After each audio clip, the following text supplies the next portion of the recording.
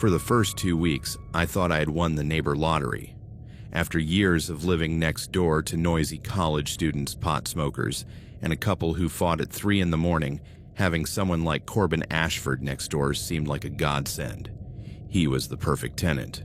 In his 30s, always dressed in impeccable suits even on weekends. Perfectly styled blonde hair, bright smile. He worked in finance, or insurance, or something corporate. I never paid much attention when he mentioned it. "Good morning, Wilder," he would say whenever we passed each other in the hallway. Always my name. Always that friendly smile. "How was your day?" Short conversations. Pleasant. The kind of exchanges that make life in an apartment building tolerable. My name was Wilder Flint, 35 years old. A freelance graphic designer who worked from home, which meant I spent a lot, too much, time in my small one-bedroom apartment in Denver. The building was one of those old places from the 70s, built when soundproofing wasn't really a priority.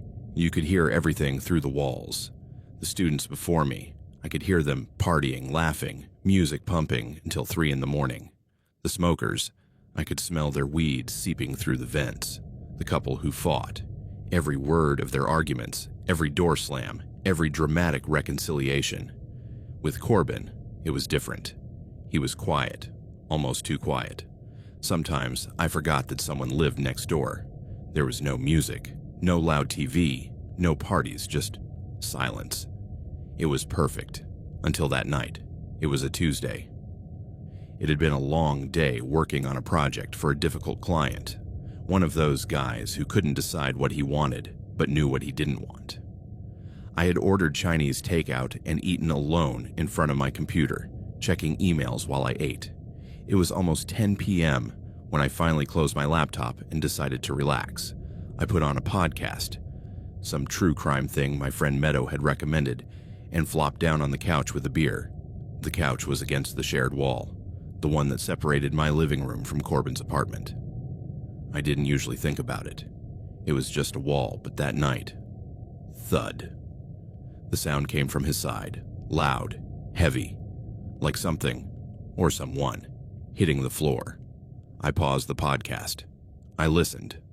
Silence. He probably just dropped something, I muttered, pressing play on the podcast again. Then I heard it. A moan, muffled, strangled, but definitely human, and definitely coming from Corbin's apartment. My stomach clenched. I paused again, this time setting my headphones aside completely. More silence. 30 seconds. A minute. I was about to convince myself I'd imagined it when... thud. Louder this time, and then something that sounded like dragging. Something heavy being dragged across the floor. Another moan. Weaker now, barely there. My heart started beating faster. Something was wrong. Something was very wrong next door. I got up from the sofa and moved closer to the wall. I pressed my ear against the cold plaster. Heavy breathing, panting. No, 2 breathing patterns. One calm, controlled, the other ragged, desperate. Then a crunch, damp, sickening.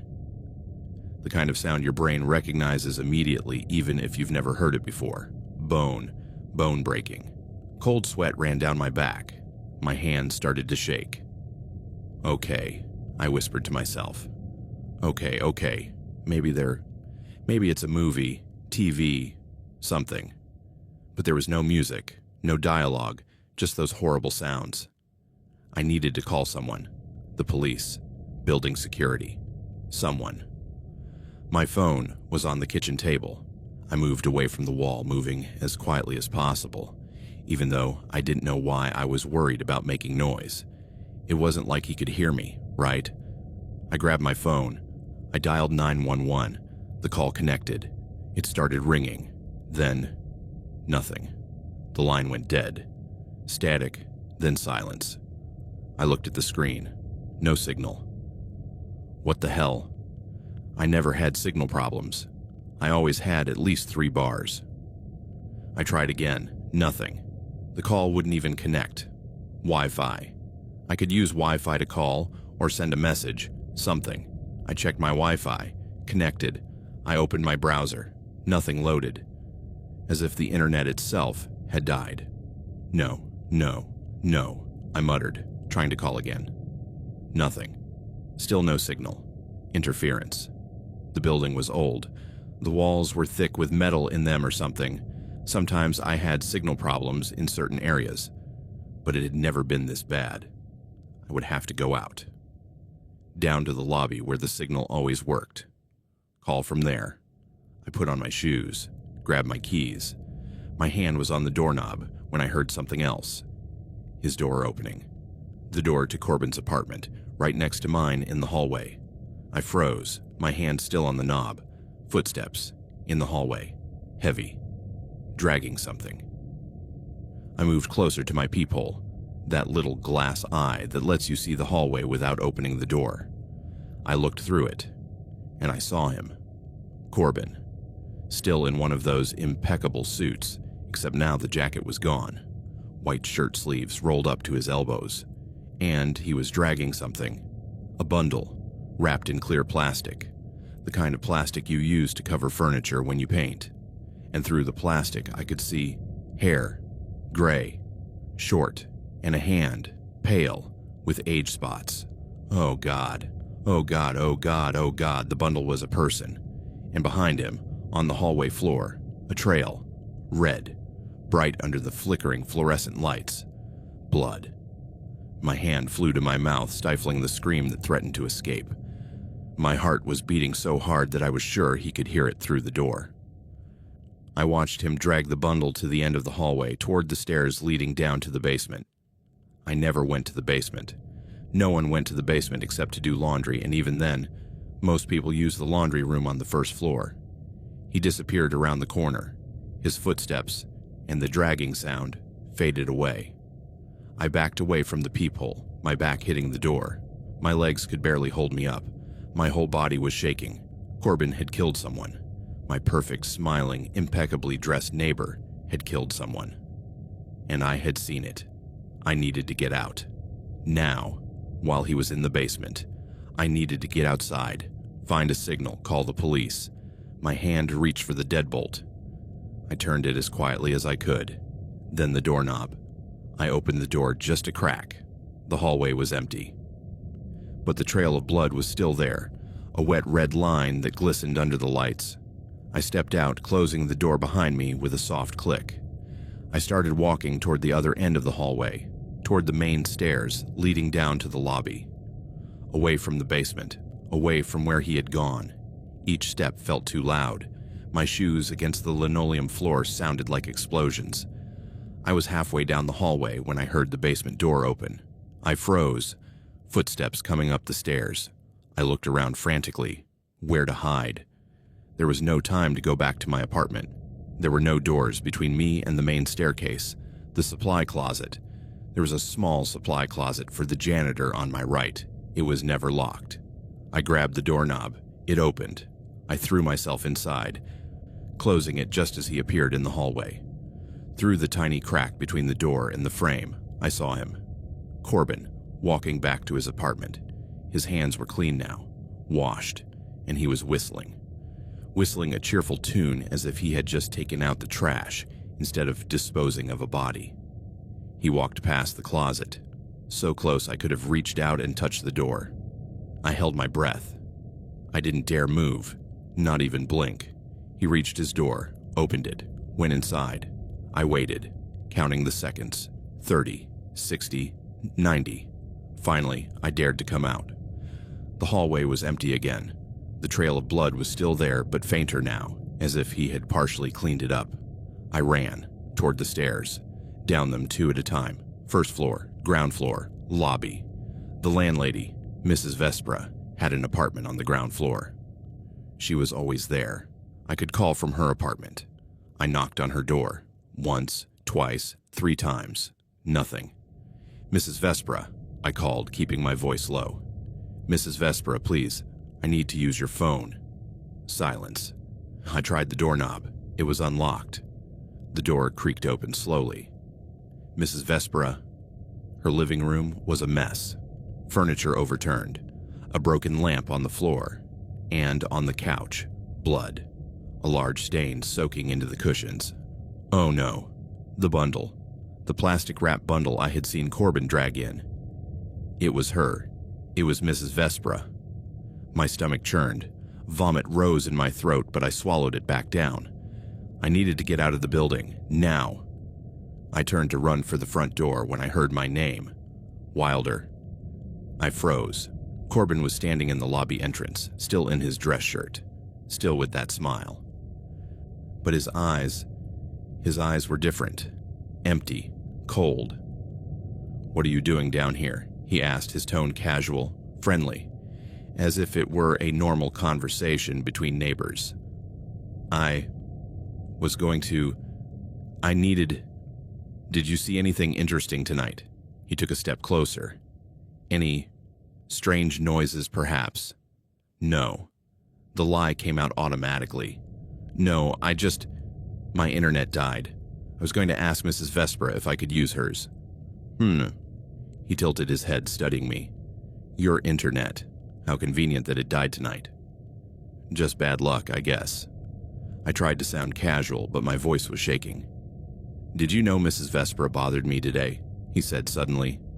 She came to my door, yelling about noises she heard last week. She threatened to evict me. Said she didn't like my attitude. Imagine that. I didn't respond. I couldn't. She was a terrible old woman, he continued, pacing closer. Nosy. Always complaining about something. The building is better off without her. I need to go. Leave. Where to? She blocked my path to the front door. It's late.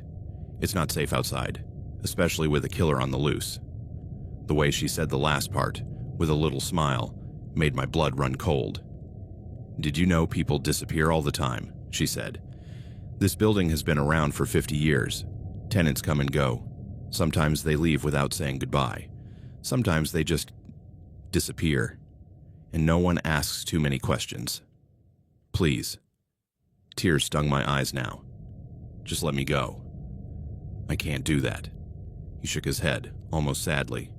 You know. I saw it in your face. You saw something, and I can't risk that. I took a step back. He took a step forward. I've been so careful, he said. 3 years in this building, 6. Well, now 7 people, and no one suspected anything. Everyone thought they just moved out, or left. The basement is perfect, you know. No one goes there. The concrete is thick. Sounds don't travel. 7 people. He had killed 7 people. Why? The question came out before I could stop it. Why? He laughed. Because I can. Because it's liberating. My whole life, acting normal, smiling, being polite, pretending to care about everyone's petty, pathetic lives. But here, in this building, I can be myself. I can stop pretending. Just for a little while. I needed to run. I needed to get to the door. I lunged to the side, trying to get past him. He was faster. His hand grabbed my arm, his grip like iron. Don't be difficult, he said. This can be quick. Or it can be slow. You choose. I screamed, as loud as I could. Help! Someone help! His other hand covered my mouth. No one can hear you. The walls are thick, remember. That's why I chose this building. I bit his hand, hard. I tasted blood. He screamed, letting go of me. I ran, toward the stairs, up.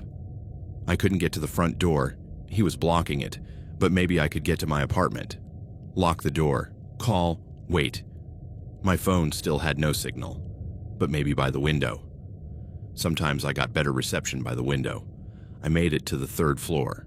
My lungs burned, my legs trembled. Behind me, I heard him climbing the stairs. Not running, walking, confident, because he knew I had nowhere to go. I reached my door. I put the key in. My hands were shaking so badly I almost dropped it. The door opened. I jumped inside. I tried to close it. His foot blocked it. Come on, Wilder, he said, his voice still chillingly calm. Let's stop playing games. You know how this ends. I pushed against the door with all my weight. He pushed back. Harder. Much harder. The door threw me backward. I stumbled, falling. He entered my apartment. He closed the door behind him. Nice place, he said, looking around. Similar to mine, except you keep yours cleaner. I should do that. It makes things difficult when there's clutter. I crawled backward, toward the bathroom. It was small, but it had a deadbolt. The bathroom, he said, seeing where I was headed. That's the plan, huh? Interesting. The last person tried that too. Didn't work out so well.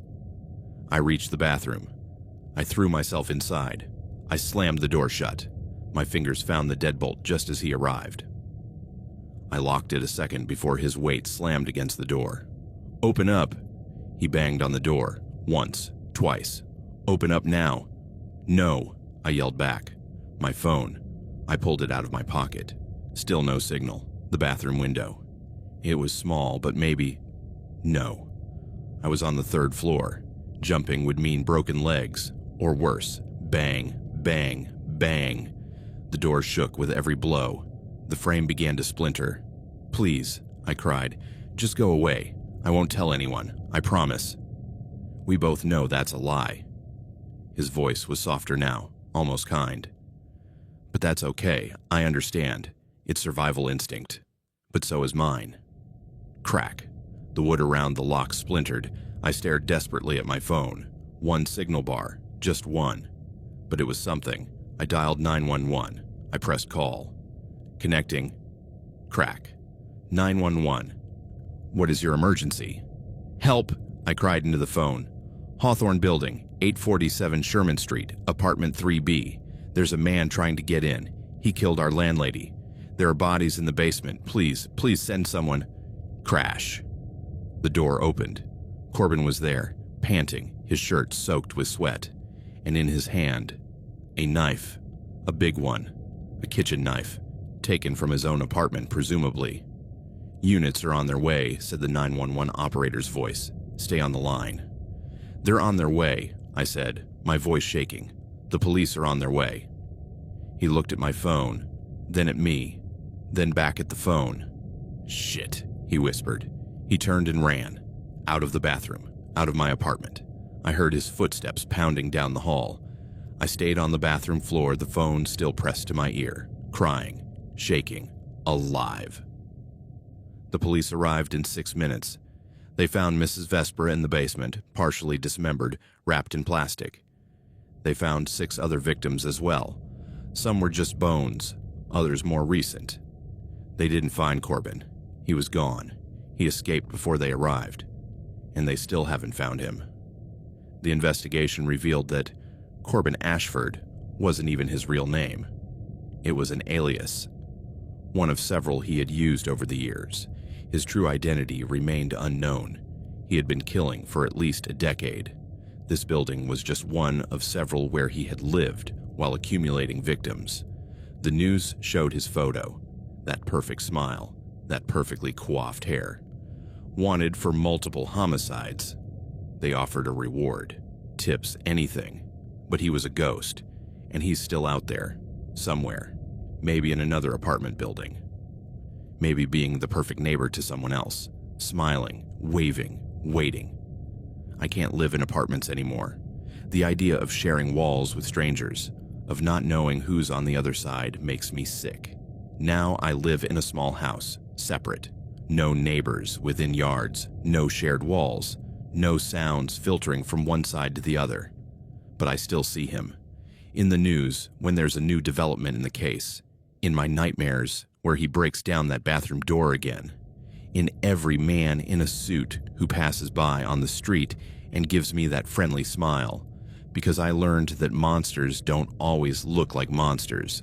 Sometimes they look like the perfect neighbor. The friendly guy who says hello every morning. The one who helps the elderly with their groceries and keeps his apartment clean and never makes any noise. Sometimes horror wears a suit and smiles. I should have walked home, or waited until morning, or slept on my friend Juniper's couch. Anything but get in that cab, but I was exhausted. Juniper's engagement party had lasted until midnight. Loud music, too many people, forced conversations with acquaintances I barely remembered from college. I had gone only because we had been friends since high school, and she would have been offended if I didn't show up. But after 4 hours of pretending to be sociable, I just wanted my bed.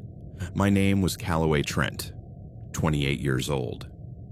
I lived outside Philadelphia in a one-bedroom apartment that was a half-hour drive from where the party had been held. Uber would have been the logical choice, but my phone was almost dead, 5% battery, and the app kept crashing when I tried to request a ride. There was a taxi stand outside the hotel. 3 taxis waiting. I took the first one in line.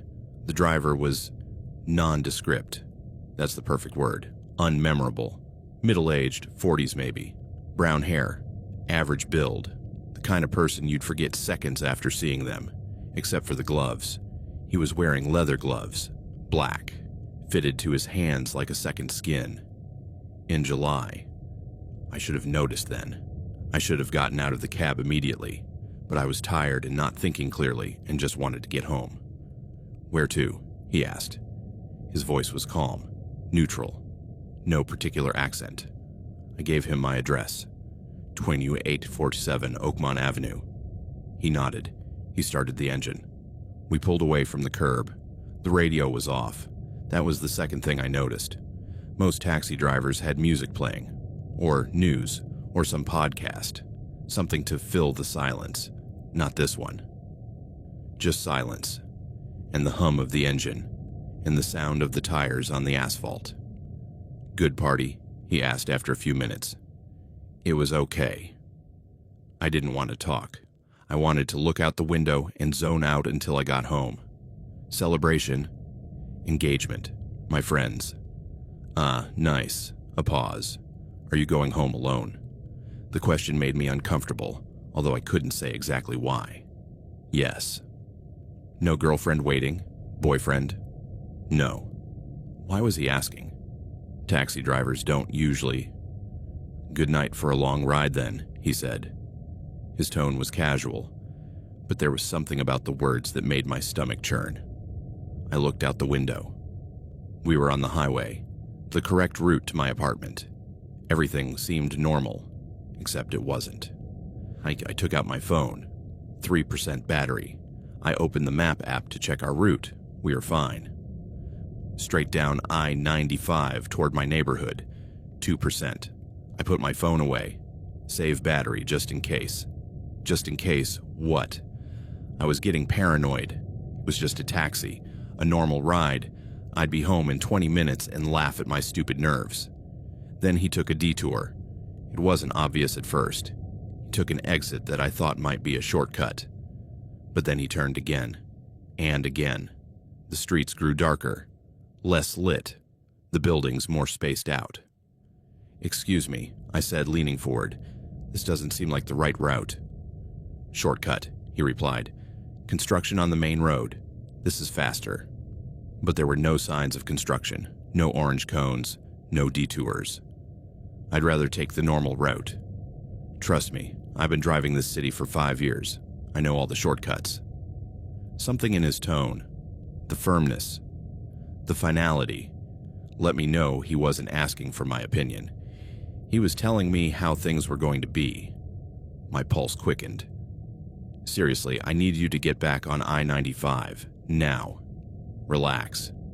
His eyes met mine in the rearview mirror, and there it was. What had been bothering me. His eyes were empty, completely empty, like looking at a mannequin. There was no warmth there, no humanity. "Pull over," I said, my voice rising. "Pull over now, I'm getting out here." "I can't do that. We're in the middle of nowhere." He was right. We had reached an industrial area, warehouses, abandoned buildings, not a car in sight. I tried to open the door. Locked. Of course it was locked. "The back doors lock automatically," he said. He almost sounded pleased. "Security, you know." Terror hit me then, not gradually, all at once. Like a punch in the stomach that knocked the wind out of me. This wasn't a shortcut. This was kidnapping. My hands clutched the seat, sweaty, shaking.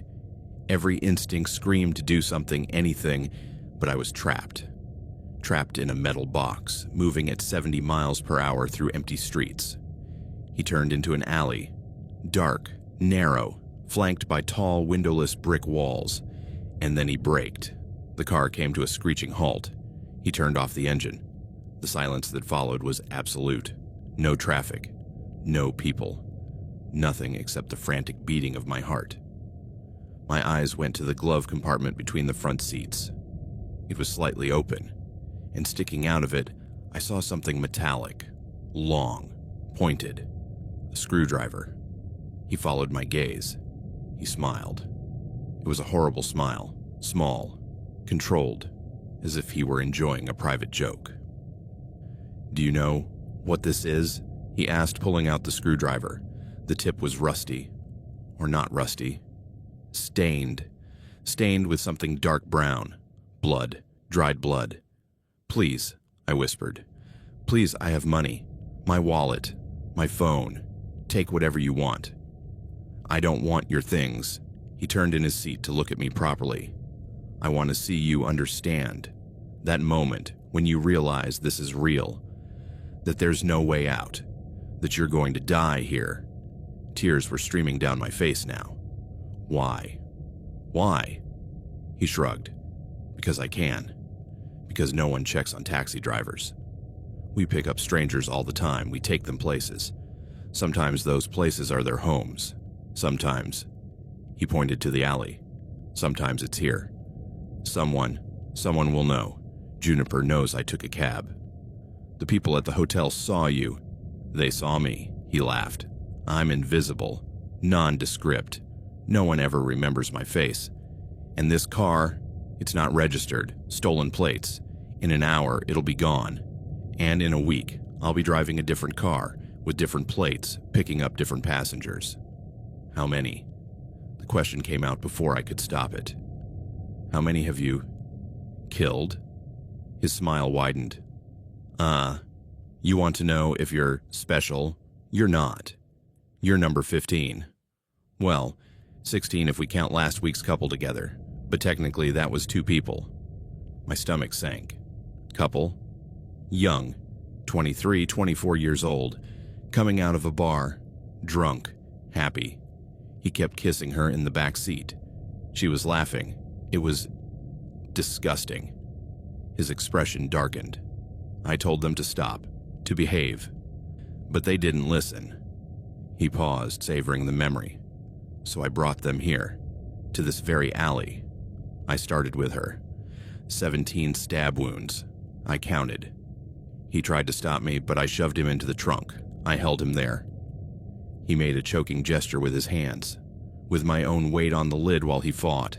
It took 6 minutes, 6 full minutes before he stopped moving. Bile rose in my throat. These weren't just numbers. They were people, with names, families, lives. "Why are you telling me this?" My voice cracked. "Because it doesn't matter. Because in 10 minutes you'll be dead, and your last thoughts will be of them. All my victims. I want you to know you're not alone, that you join a long list." He leaned back, reaching for something. I heard a click. The door locks. They had been locked even tighter. Some kind of secondary mechanism. "Don't fight it," he said, turning fully to face me, the screwdriver raised. "It'll be quick, like it was with them. Well," his crooked smile returned. "Quicker for some than others. Depends on where I hit you first." He moved between the seats. Fast. Too fast. I raised my hands instinctively. The screwdriver sliced through my palm. The pain was blinding, white hot. I screamed. I couldn't help it. The sound filled the car, bouncing off the windows. "That's it," he said almost approvingly. "Let it out. No one can hear you here." I kicked. My foot connected with his shoulder. He barely moved. But he gave me space. Enough space to reach the window. My bleeding hand hit the glass. Once. Twice. Leaving red smears. But it didn't break. "Glass is stronger than you think," he said. "Go ahead. Try." Instead of hitting it again, I tried the door handle again, pulling with all my strength. Nothing. Completely stuck. He crawled closer, the screwdriver dripping with my blood. "This is what will happen," he said, his voice monotone as if he were explaining a recipe. First the abdomen, then the chest, finally the neck, 3 main blows, then smaller blows to ensure, 15 to 20 in total, usually does the job. He moved to strike. Without thinking, I grabbed his wrist. My fingers slipped on the leather gloves. He was stronger, but I was desperate. We pushed against each other. The screwdriver swung between us, the tip grazing my shirt, tearing the fabric. My other hand, the bleeding one, found his face. I pushed my fingers toward his eyes. He screamed, turning his head. His grip loosened for a split second. It was enough. I lunged toward the passenger side window, not with my fist, with my elbow, all my weight behind it. The glass exploded. Not completely, it shattered into 1,000 cracks, but it gave enough for my elbow to break through. The cold night air hit my face. "No," he roared behind me. I propelled myself through the broken window. The glass cut my arms, my chest, my legs. Every inch was agony, but I didn't stop. I fell from the car in a heap, cold, rough asphalt scraping my cheek. Behind me, the driver's door opened. His footsteps, heavy, deliberate. I got up. My legs barely held me. Blood dripped from a dozen cuts. "Where are you going to run?" His voice echoed in the alley. "There's no one here. No one except you and me." I ran anyway, down the alley, toward anything that looked like civilization. His footsteps followed me, faster now. Getting closer, I saw a light ahead, dim, flickering, a street light, and beyond it, a street, cars, people maybe. "Help!" I shouted with every last bit of air in my lungs. "Someone help!" A car passed. Its lights briefly illuminated the entrance to the alley. Did they see me? Did they see a man chasing another with a screwdriver? They didn't stop, but I heard sirens, distant but definitely there. He heard them too. His footsteps slowed. They stopped. I turned to look at him. He was standing 10 meters away watching me, the screwdriver still in his hand. "Next time," he said. His voice carried perfectly through the empty space. "You won't be so lucky." He turned and walked back to the taxi. No running, no panic. As if he had all the time in the world. I heard the engine start. I saw the taillights glow red as he backed out of the alley. And then he was gone. I slumped against a wall. My legs finally gave way. I fell into a sitting position on the cold asphalt. The sirens grew louder. Someone must have called it in, the driver who passed by, or someone in one of the buildings I thought were abandoned. A patrol car appeared at the mouth of the alley, blue and red lights flashing. 2 officers jumped out. Sir, you're hurt." One of them ran toward me. The other spoke into his radio, calling an ambulance, reporting an assault. "Taxi," I managed to say. "The taxi driver, he killed people. 15 people. A couple, last week. 17 stab wounds. He told me, it's okay, you're safe now." The officer, her badge said Sable, applied pressure to my bleeding hand. "Can you describe the taxi, license plates?" I tried to remember. Black or dark blue. The model, I didn't know. The license plates, I hadn't seen them. He said, stolen plates.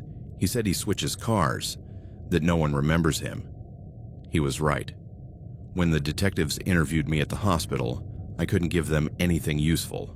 Brown hair, middle-aged, leather gloves, screwdriver, a taxi that could be one of thousands. No license plate number, no taxi company. He had been independent, no name. He never asked for one.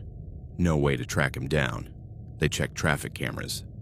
They found the taxi in 3 different places, but always from angles that didn't show the license plates or the interior of the car clearly. The driver's description could have fit 1,000 people. They put a sketch artist with me. I tried to describe his face, but the more I tried, the less I could remember. Every feature was so average, so forgettable. The final sketch looked like 10,000 taxi drivers in Philadelphia. They investigated the couple she mentioned. They found 2 victims from 10 days ago. Names, Marin and Thatcher Locke. 24 and 23 years old, engaged, leaving a bar on South Street. Last seen getting into a taxi. Marin had been stabbed 17 times. Thatcher had drowned, suffocated, in the trunk of the car where they were found 3 days later in an abandoned lot. The wounds matched a screwdriver, but there were no witnesses, no useful video, no fingerprints. The leather gloves had taken care of that. They looked for other cases. They found 13 more over 5 years. All taxi passengers. All killed with a screwdriver or drowned, suffocated. All found in remote locations. 15. He had said 15. 16 if he had succeeded. The numbers matched, but they never found him. The case remains open. The taxi killer. The news calls him. They search actively. They have a hotline, a reward. But he's a ghost, and he's still out there, driving, picking up passengers, being nondescript and forgettable and invisible. Sometimes I see taxis, any taxi, and I have to turn away. I can't look. I can't risk seeing leather gloves through the window. I haven't taken a taxi since. Or Uber, or Lyft. Nothing. I walk or drive or just don't go. My hands are covered in scars now. From the window, from the screwdriver. Permanent reminders of that night. But the worst scars are the ones no one can see. The ones that wake me up at 3 in the morning sweating, convinced I'm back in that back seat. The ones that make me check the back seats of every car before I get in. The ones that make me think of Marin and Thatcher and the other 13 people whose lives ended because they made the simple mistake of needing a ride home. And the worst nights, the worst, are when I hear his voice in my nightmares. Don't fight. It'll be quick, like it was with them. But it wasn't quick for them, and if I hadn't broken that window, it wouldn't have been quick for me either. I survived. But I know there will be others, because he's still out there, being passenger 16, and 17, and 18, driving through the night with those leather gloves and that stained screwdriver and that horrible smile, waiting for the next passenger to make the mistake of getting in. His profile was perfect. Too perfect, I realized later. But at that moment, swiping through Hinge at 11 o'clock at night after another hellish week at the prosecutor's office, he seemed exactly what I needed. Name: Ansel Crane, 33 years old, corporate lawyer, smiling photos in fancy restaurants on trips to Europe, hiking with a golden Labrador. His bio read, looking for someone who appreciates good conversation and better wine. Bonus points if you can debate without getting personal. Smart, handsome, professional. Everything I seem to want after a string of disastrous dates with guys who still lived with their parents or whose idea of a date was Netflix, and we'll see what happens. We matched. We started chatting. And he was right about the conversations. They were witty, fluid, the kind of exchange where time disappears, and suddenly it's 2 in the morning and you're still replying to messages. After a week of chatting, he suggested we meet. I know the perfect place, quiet. Riverside Park. There's a secluded area with benches overlooking the river. Perfect for sunset. I should have insisted on a public place, a restaurant, a cafe, anywhere with people around. But he had been so charming in his messages, so normal that I didn't think it was strange. I thought he was romantic, thoughtful. My name was Sterling Moss, 31 years old, assistant district attorney in Portland, Oregon. I worked mainly on fraud and financial crimes, nothing exciting, lots of paperwork. But it was a good job, stable. I liked to think I was making a difference, even if it was a small one. On the afternoon of our date, I took extra time to get ready. Nice jeans, cute blouse, makeup that looked effortless but had taken 40 minutes. I wanted to make a good impression. I arrived at the park 5 minutes late. Intentionally, I didn't want to seem too eager. The sun was already setting, painting the sky in shades of orange and pink. It was beautiful, romantic, exactly as he had promised. I saw him waiting on a bench near the river path. He stood up when I approached, smiling. He looked just like his photos. Dark brown hair, perfectly styled, strong jawline, blue eyes. He was dressed casually but well. Dark jeans, button-down shirt, sports jacket. "Sterling," he said, extending his hand. "It's a pleasure to finally meet you in person." "Likewise." I shook his hand, firm, confident. Gloves. He was wearing thin gloves. I noticed, but didn't question it. It was October. The afternoon was cool. We sat down. We chatted. The conversation flowed as smoothly as it had in our messages. He asked me about my work. I told him about a recent case. Nothing confidential, just general details about a CEO who had been embezzling funds. His expression changed. It was subtle, so subtle I almost missed it, but for a second his eyes hardened. His smile became more fixed. "Prosecution," he repeated. "You didn't mention that in your profile." "No, I thought I did." "Well, assistant prosecutor. I mostly work behind a desk. Nothing as exciting as corporate law." He was quiet for a moment, staring at the river. When he spoke again, his voice was different, more measured. "Do you ever work with informants, protected witnesses?" The question felt strange, out of place. "Sometimes." "Why?" "Just curious." That smile again. "Must be interesting. All those people betraying others to save themselves." "I don't see it as betrayal. I see it as doing the right thing. Justice. Justice." He repeated the word as if it had a bad taste. Interesting perspective. A chill ran through me, despite the jacket I was wearing. Something was wrong. I couldn't pinpoint what exactly, but every instinct I had told me to leave. "I brought coffee," he said, reaching for a backpack at his feet that I hadn't noticed before. He pulled out a thermos, large, stainless steel. "I thought, with the cool weather, you might like some." "Oh, sure, thanks." He unscrewed the lid. He poured dark liquid into the thermos lid that served as a small cup. And then I smelled it. Not coffee. Something else. Metallic. Sickening. Like coins left out in the sun. Like rotten meat. Blood. The thermos was full of blood. My stomach churned. My heart began to hammer, not beat. Hammer, as if it were trying to escape my chest and run away without me. "Here," he said, offering the cup. "Try it." No thanks. I'm actually caffeine intolerant." The words came out in a rush, too fast.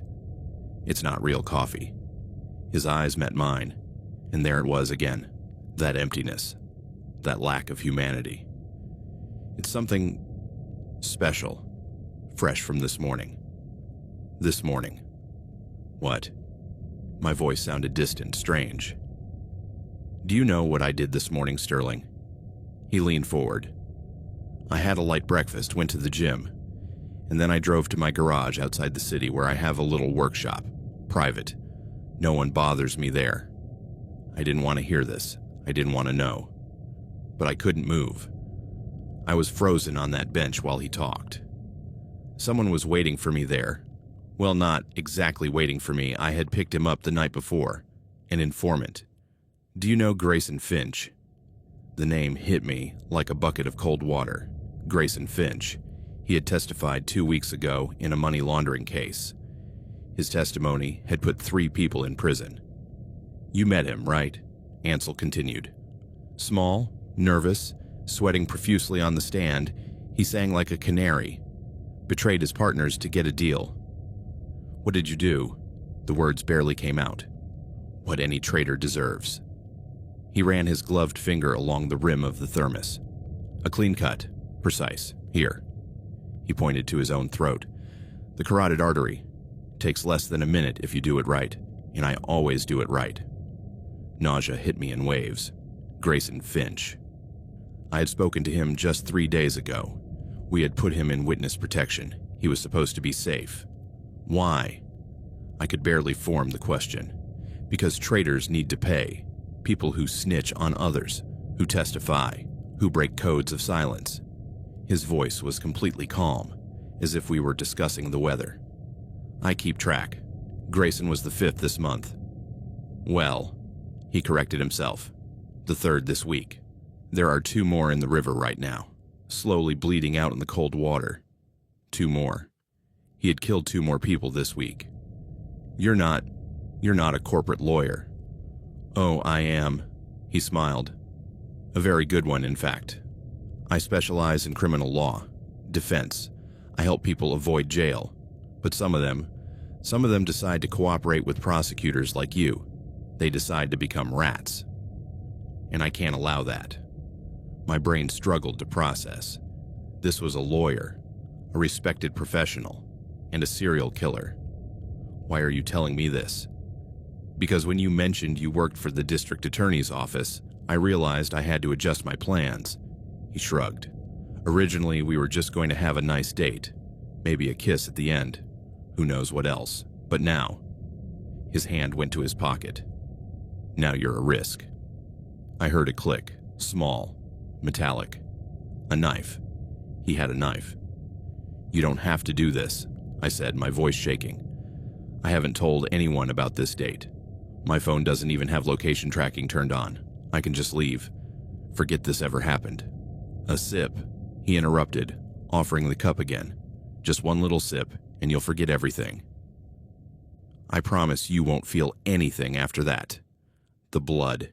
He wanted me to drink Grayson Finch's blood. I threw up, right there on the grass next to the bench. My body made the decision before my brain could. What a waste, he sighed. He stood up. He put the thermos in his backpack. The knife remained in his hand. The blade glinted in the fading evening light. I guess we'll do it the hard way then. I ran. I didn't think. I just ran. Away from the bench, away from the river, toward the dense area of trees in the park. Behind me, I heard his footsteps, not running, walking, confidently, as if he knew I couldn't escape. Sterling, he called. There aren't many people here at this hour. The park closes at dusk. We're completely alone. I zigzagged between trees. Branches whipped my face, snagging my clothes. I tripped over a root and almost fell, but I stayed on my feet. I needed my phone. It was in my pocket. I pulled it out as I ran. 3% battery. Shit. I had forgotten to charge it. I dialed 911. I pressed call. 911, what is your emergency? Riverside Park, I gasped. There's a man. He's chasing me. He has a knife. He killed people. The call cut off. The phone died. No. I tried again. Nothing. Completely dead. A whistle behind me. He was whistling a tune, some cheerful tune I didn't recognize. As if this were a leisurely stroll, I stepped off the path, deeper into the undergrowth. Darker here, denser, bushes and weeds that would hide. I stumbled. My foot caught on something. Vine. Root. I didn't know. I fell hard. Knees hitting dirt. Hands sinking into wet leaves. The footsteps stopped. Sterling. Where'd you go? I crawled toward a large bush. I squeezed underneath it, making myself as small as possible. Branches pricked my back. Leaves were in my hair. But I was hidden. You know, his voice carried through the trees. You're number 8 of the people connected to the prosecutor's office, I mean. I have a list. I keep it on my phone. Names, dates, methods. Grayson was number 16 overall. You would be 17. My hand went to my mouth, biting my fist to keep any sound from coming out. Tears ran down my face, but I didn't dare make a sound. His footsteps were closer now. I could hear the crunch of leaves under his feet. The 2 this week were easy, he continued, as if he were having a one-sided conversation. A protected witness in a narcotics case. I found him in his new town. He went to the river at night to fish. No one saw him disappear, and a probation officer. She had violated protocol by letting one of her clients out on bail when she should have kept him locked up. That's treason against the system, don't you think? He stopped, right next to my bush. I held my breath, every muscle tense. I didn't dare even blink. His phone vibrated, the sound so loud in the silence that I almost screamed. I heard her take it out. She read the message. She murmured. Another one for the list. A detective who testified against her partner. Interesting. She walked away, her footsteps receding. Sterling, I know you're in here somewhere, and I have all night, but you're probably tired, scared. Eventually you'll have to come out. I waited. 10 minutes, 20. The sky above me darkened from pink to purple to black. Finally, I dared to move. Slowly. As quietly as I could. I stepped out of the bush. The park was dark now. No streetlights in this section, just moonlight filtering through the trees. Where was he? Had he left? Or was he waiting? I started walking, toward where I thought the park entrance was. Every step was calculated, testing the ground before putting weight on it. Then I saw him, a silhouette, 30 meters ahead, standing completely still, watching the path, waiting for me.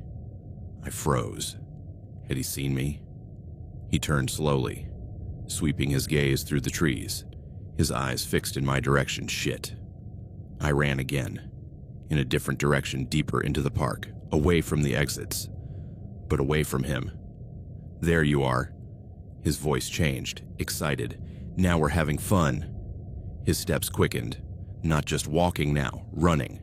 I ran faster too. My lungs burned, my legs trembled. But fear, pure animal terror, propelled me forward. Ahead, I saw something, a structure. The old picnic pavilion that the park maintained but no one really used. I ran toward it. I climbed the steps. The door was open. It was never locked. I went inside.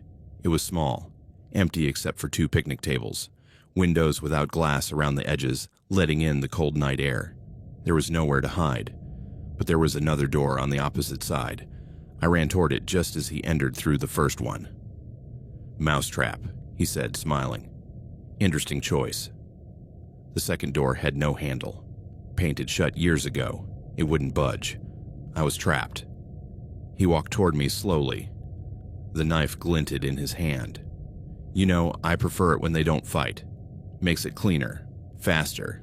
But I understand if you need to. A scream tore through the air. Not mine, from outside, someone else. His head turned toward the sound. I took advantage. I pushed one of the picnic tables. It was heavy, but the adrenaline gave me strength. It toppled toward him. He jumped back, barely avoiding it. I ran, past him, out of the pavilion, voices now, multiple, and lights, flashlights. Someone called about screams in the park.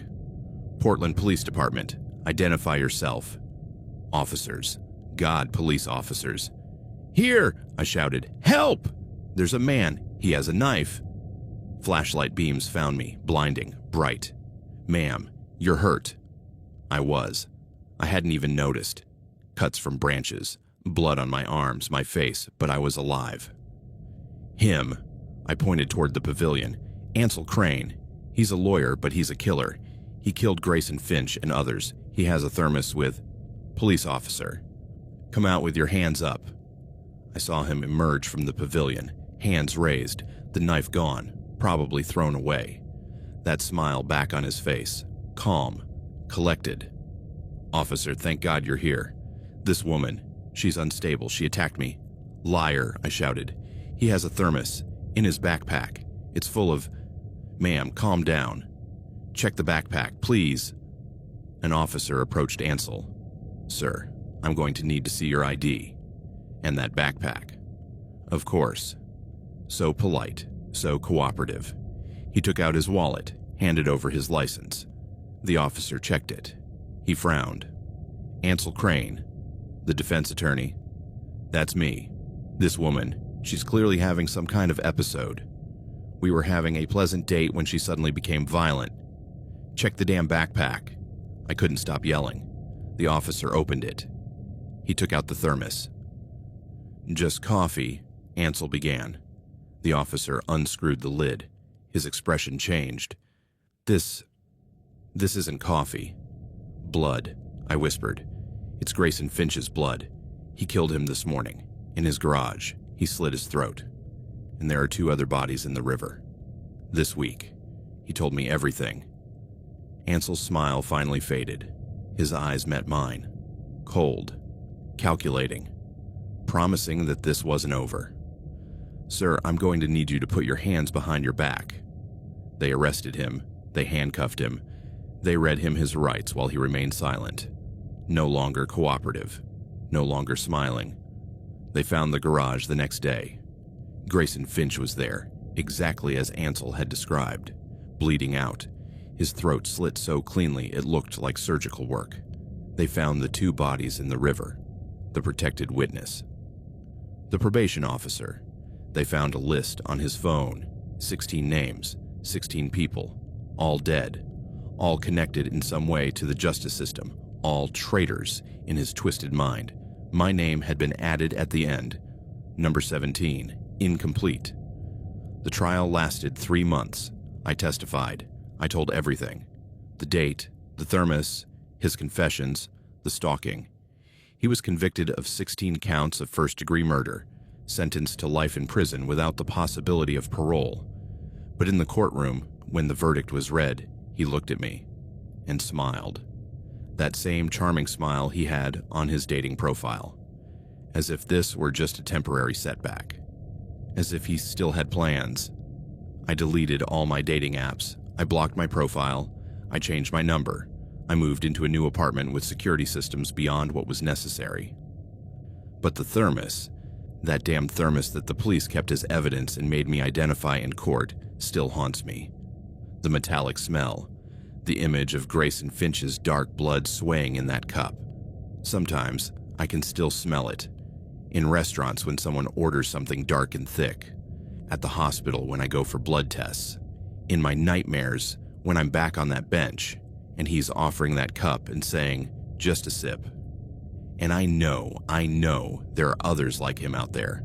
On dating apps. In perfect profiles, with smiling photos and witty conversations. Waiting to find their next victim, their next name to add to the list, because that night I learned that monsters don't always lurk in dark alleys. Sometimes they match you on Hinge. Sometimes they suggest a romantic park at sunset. Sometimes they bring thermoses full of blood and smile as they plan to make you number 17.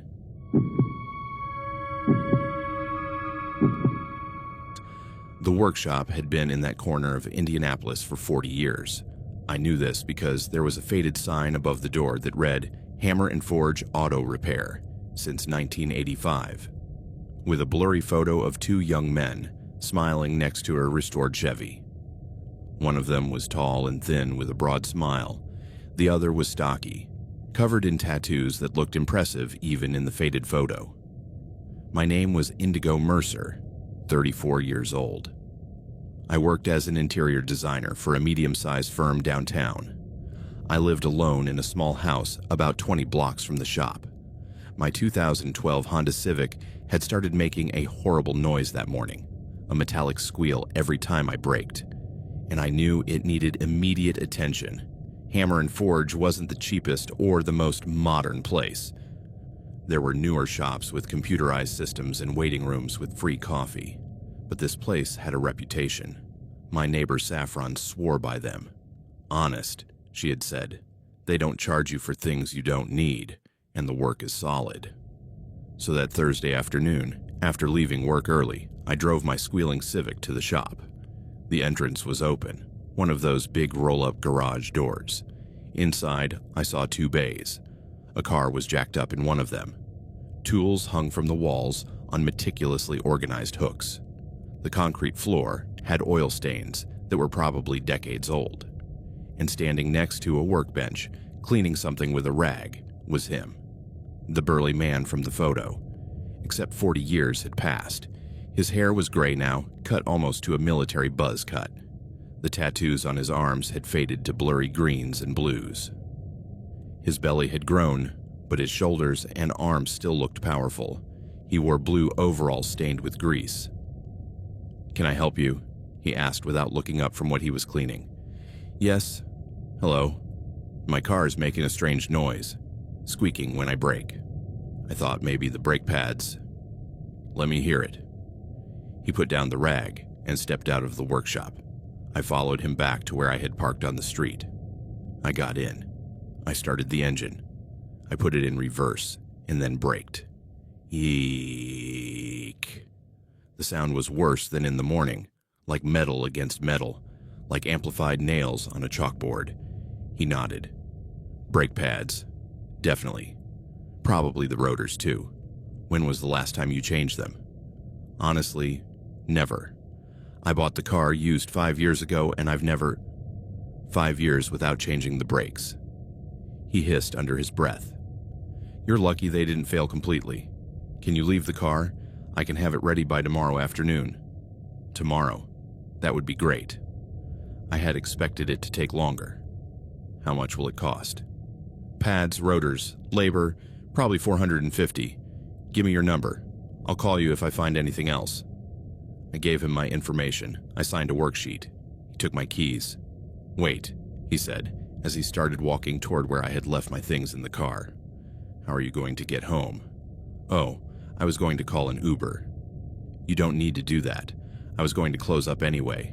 I can give you a ride. You said it's 20 blocks. Yes, but I don't want to bother you. It's no bother. Give me 2 minutes to close up.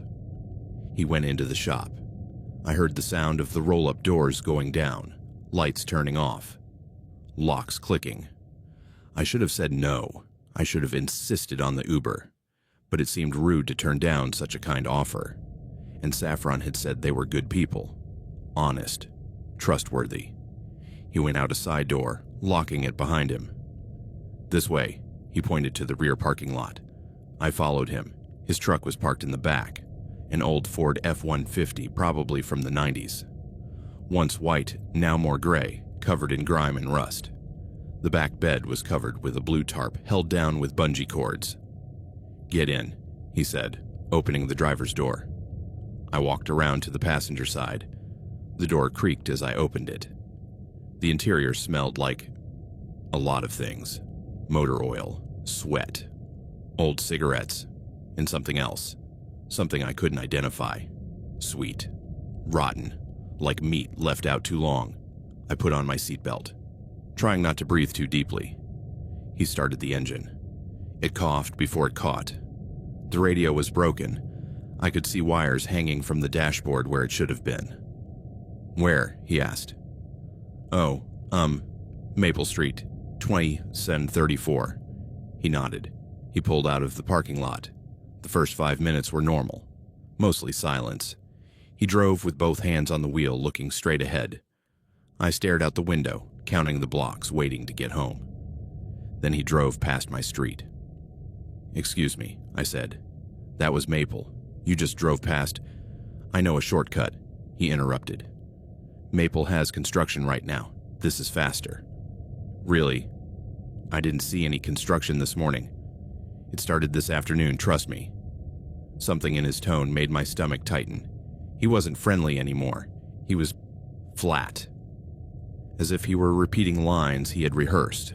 He turned onto a street I didn't recognize. Then another. We were getting further away from my neighborhood, not closer. Where are we going?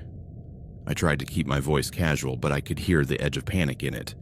I told you, shortcut. But this isn't, we're not going to my house. Special shortcut, he said. And then he smiled. It was a horrible smile. No warmth, no humor. Just empty. My pulse raced. My heart began to hammer against my ribs. Sweat beaded on my forehead despite the cool October air coming in through the vents. I need you to let me out, I said. Now. I can't do that. Stop the car. My voice rose.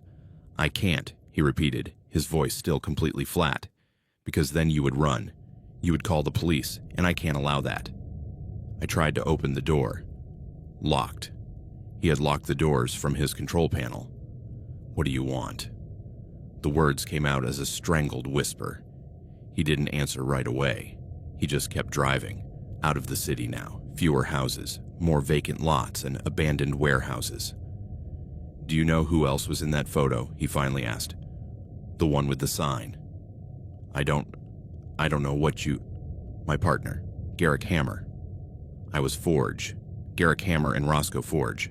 We opened that shop together 40 years ago, best friends since high school. We were going to build an empire. Hammer and forge. Sounded good, didn't it? I didn't answer. I just grabbed the seatbelt with trembling hands. But Garrick was greedy, he continued, always wanting more money, more customers. He said I was holding us back, that my methods were outdated, that we needed to modernize. He turned onto a dirt road. There was nothing here, just empty fields and an old collapsed barn in the distance. 6 months ago, Garrick said he wanted to buy my share of the business. He said he had an investor, someone who would put up real money, but only if I left. His voice hardened. 40 years of working side by side, and he wanted to throw me out like trash. My mind was racing. Why was he telling me this? What did it have to do with me? I told him no, he said. I told him the workshop was as much mine as it was his, that if anyone was leaving, it would be him. The dirt road ended at a clearing. He stopped the truck. And you know what Garrick did? He turned to look at me directly. He went to a lawyer. He filed papers. He said he had paid more than his share over the years. That technically the business was 60-40. 60 his, 40 mine. I don't understand what this has to do with me. Nothing, he said. Absolutely nothing. You're just circumstance, bad luck, wrong time. My stomach sank. What did you do? What did you do to Garrick? What do you think? His eyes were completely empty, like looking at a talking corpse. Garrick came to the shop this morning, early, before we officially opened. He said we needed to talk, that the lawyer had the papers ready, that I needed to sign them or he'd force a sale. He got out of the truck. He walked around to the passenger side. He opened my door. "Get out," he ordered. "No. Get out, or I'll drag you out." Tears were streaming down my face now. Please, just let me go. I won't tell anyone anything. I swear." He reached for the seatbelt. He unbuckled it. Then he grabbed my arm. His fingers were like vice grips, squeezing, bruising. He pulled me out of the truck. I fell to my knees in the loose dirt. "Get up." I forced myself to stand on shaky legs. My mind screamed to run, but where? We were in the middle of nowhere. He would catch me in seconds. Garrick thought he could threaten me. He continued walking to the back of the truck. He thought that because he had papers and a lawyer, he had won. He untied the tarp. He pulled it back. And there, in the bed of the truck, I saw 3 large suitcases. Old ones, hard ones, the kind people used in the 70s. "Do you know how many parts make up a human body?" he asked casually. "If you want to be efficient about it, I mean. Oh God, oh God, oh God, oh God." Arms, he counted on his fingers. Legs, torso, head, 5 main pieces if you use the joints. But you can make it smaller if you need to, more manageable. My stomach churned. Vomit rose in my throat, but I swallowed it back down. "Garrick came to the workshop this morning," he repeated. "I told him we'd talk in the back, where we keep the big tools. I poured him some coffee. I let him talk about his plans, about how he was going to modernize the place once I was gone. He opened one of the suitcases. Barely. I couldn't see inside. I didn't want to see, but the smell that came out was indescribable. Copper, decay, death. And when he finished talking, Roscoe continued. When he had his back to me to point something out on the calendar, he made a swinging motion. Wrench, 20 inches, solid steel, 1 blow to the base of the skull. He fell like a felled tree. He closed the suitcase. He turned to look at me. I sawed him up in the back this afternoon. Took 3 hours. Making clean cuts is harder than you think. Bones are tough. Cartilage is slippery. But I did it. 5 pieces. 3 suitcases. Easy to transport. Why? I could barely form the word. Why are you telling me this? Because you're a witness. Well, you would be if I let you go. But I didn't see anything. I don't know anything except what you just told me. Exactly. I told you too much. It was always my problem. Garrick used to say I talked too much, that I shared too much, that it would get me in trouble someday. He laughed. A dry, humorless sound. I guess he was right. My mind raced through options. Run, but I was blocked. Fight, but he was 3 times my size. Reason, but his eyes told me reason was long gone. Garrick wasn't the first, he said, reaching for something on the truck bed. A wrench. Large, stained with something dark. There were others, 3 to be specific. Other mechanics, rivals, guys who opened shops nearby trying to steal our customers. He moved toward me slowly, savoring this, enjoying my fear. The first was 10 years ago. Kenny Dalton. He opened Dalton's Auto 2 blocks away. He offered lower prices. He was stealing our business, so I invited him to talk. I told him maybe we could work something out. Territory. He takes the east side of town. We take the west. My back hit something. The truck. I had nowhere left to back up. But Kenny was an idiot. Arrogant. Said he was going to put us out of business within a year, so he shrugged. I changed the oil in his car that night after we closed, but I didn't let it drain properly. I left it hot, really hot, and when he leaned over the drain tank to check something, he made a pushing gesture. Engine oil at 300 degrees is basically napalm. It burns your lungs when you inhale it. It cooks your throat. Kenny drowned in hot oil on the floor of his own workshop. It took 5 minutes. 5 minutes of bubbling and convulsing. I wanted to cover my ears. I didn't want to hear anymore. But he kept talking.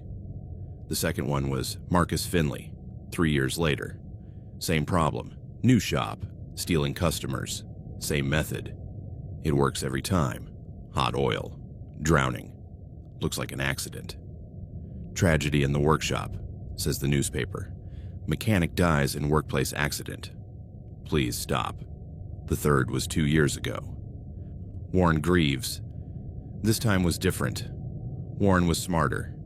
He suspected something had happened to the other 2. He was asking questions, so I couldn't use the same method. I had to be creative. He raised the wrench. The metal glinted in the fading evening light. Just a quick adjustment, he said. That's all it is. Just a quick adjustment, and you end up in a suitcase like Garrick. Or maybe I'll leave you out here in the field. The coyotes will find you eventually. He lunged forward. I jumped aside. The wrench whistled past my head, so close I felt the rush of air. I ran. Around the truck, into the open field, anywhere. Behind me, I heard him laugh. Yes, run. It makes it more interesting. His boots pounded the ground. Heavy, steady, like a metronome of death. I ran faster than I thought possible. Adrenaline gave me wings. But he was faster than his age would suggest. He was gaining ground. Ahead, I saw the main road, maybe 100 meters away, if I could get there, if a car passed by. 75 meters, 50. I heard him behind me, so close, too close. 25 meters. His fingers brushed my shoulder. 10 meters. He grabbed my shirt, pulling, tearing. And then I was on the road, asphalt under my feet instead of dirt. I saw headlights, a car approaching. "Help!" I shouted, waving my arms frantically. "Help!" The car slowed down. A blue sedan. The window rolled down. "Miss, are you okay?" It was a woman, maybe 60 years old, grandmotherly, safe-looking. Him. I pointed back to where Roscoe stood at the edge of the field, still holding the wrench. "He's trying to kill me. Please call the police." Her eyes widened. "Get in. Get in now." I threw myself into the back seat. She sped off before I could close the door properly. "Do you have a phone?" I gasped. "Can you call 911? "It's already ringing," she said, and I saw she had one of those hands-free systems. 911, what is your emergency?" "There's a man chasing someone on Old Mill Road," she yelled into the phone. "He has a weapon, some kind of tool. We need police now." I looked out the back window. Roscoe was standing on the road now, watching us drive away. Not running, not trying to escape, just standing there, as if he had all the time in the world. The police found us 10 minutes later. They took my statement right there on the road. Every word was a struggle to get out as I shook uncontrollably in the back seat of the woman's sedan. Her name was Celestine, a retired teacher who had just finished visiting her daughter. I told them everything: the garage, the offer of a ride, the confessions, the suitcases, Garrick, the other 3 mechanics, Kenny, Marcus, Warren, the hot oil, the dismemberment. They sent units to the field. They found the truck exactly where we had left it. They found the 3 suitcases. They didn't open the suitcases there. They waited for the forensic team to arrive. But they said the smell alone was enough to confirm my story. They found Roscoe 2 hours later. He hadn't run away. He'd gone back to the shop. He was sitting in his office, drinking a beer, as if it were just another Thursday night. When they arrested him, he didn't resist. He just asked if he could finish his beer first. The investigation of the workshop took 3 days. They found evidence of Garrick hammer everywhere. Blood he had tried to clean up, but still glowed under ultraviolet light. The saw he had used. It still had tissue on the teeth. They found records, too. Roscoe had been keeping a journal, meticulous notes on each murder, dates, methods, where he had put the bodies. Kenny Dalton, drowned in hot oil, 2015. Roscoe had cleaned up the scene, made it look like an accident. The investigation at the time had concluded accidental death. Marcus Finley, drowned in hot oil, 2018. Same method, same conclusion, accident. Warren Greaves, 2023. Roscoe had written that this one was more difficult. Warren was suspicious, so Roscoe had followed him home one night. He cut his brakes. Warren had crashed into a tree at 75 miles per hour, killed instantly. Conclusion: car accident, and Garrick hammer, 2025. This afternoon, dismembered with a hacksaw in the back of the workshop, 5 pieces in 3 suitcases, 4 murders, 4 men dead over 15 years, and almost me, almost number 5. The trial was a media circus. The killer mechanic, the newspapers called him. Photos of Roscoe Forge on every nightly newscast. That same empty face staring at the cameras without emotion. I testified. I told my story. The prosecution used my testimony to establish his modus operandi, inviting victims under normal pretexts, confessing during transport, attempting to kill in remote locations. He was convicted on 4 counts of first-degree murder, 4 life sentences without the possibility of parole to be served consecutively. But in the courtroom, when the verdict was read, he looked at me, and there was something in his eyes. Not regret, not fear. Just satisfaction, as if he had accomplished something, as if the 40 years of building a workshop had been just a cover for this, for collecting victims. I never went back to the shop. The city shut it down during the investigation. Eventually it was demolished. Now it's an empty lot with a "for sale" sign. My Honda Civic was recovered from the service bay. The brake pads were never replaced. I couldn't bear the thought of picking it up from there. I sold it to a junkyard for parts. I bought a new car, one that never needed to go to the mechanic. And when it inevitably did need service, I only went to dealerships. Big places with lots of people around, never small neighborhood garages, never places run by old-school guys. Because I learned that those everyday guys sometimes have secrets. Secrets involving bloody saws and suitcases full of body parts and creative methods of murder that look like accidents. And I learned to never, ever accept a ride from a stranger, no matter how friendly they seem, no matter how convenient it is, no matter how trustworthy your neighbor calls them, because sometimes that ride doesn't take you home. It takes you to an empty field where your options are limited to running or ending up in suitcases. And I was lucky. I ran fast enough. The right car passed by at the right time. Celestine was in the right place at the right time. But I think about Garrick, and Kenny, and Marcus, and Warren. Men who weren't so lucky. Men whose deaths were filed away as accidents. Men whose killers continued to run a respected business for decades. And I wonder how many more there are like Roscoe Forge. How many auto shops harbor killers? How many friendly rides end in horror. The smell, that sweet rotten smell in his truck, still wakes me up at night. And the sound of metal scraping metal, like a saw cutting through bone, echoes in my nightmares. But the worst part is this. Every time I pass a neighborhood repair shop, every time I see a mechanic in grease-stained overalls, my heart races. My palms sweat.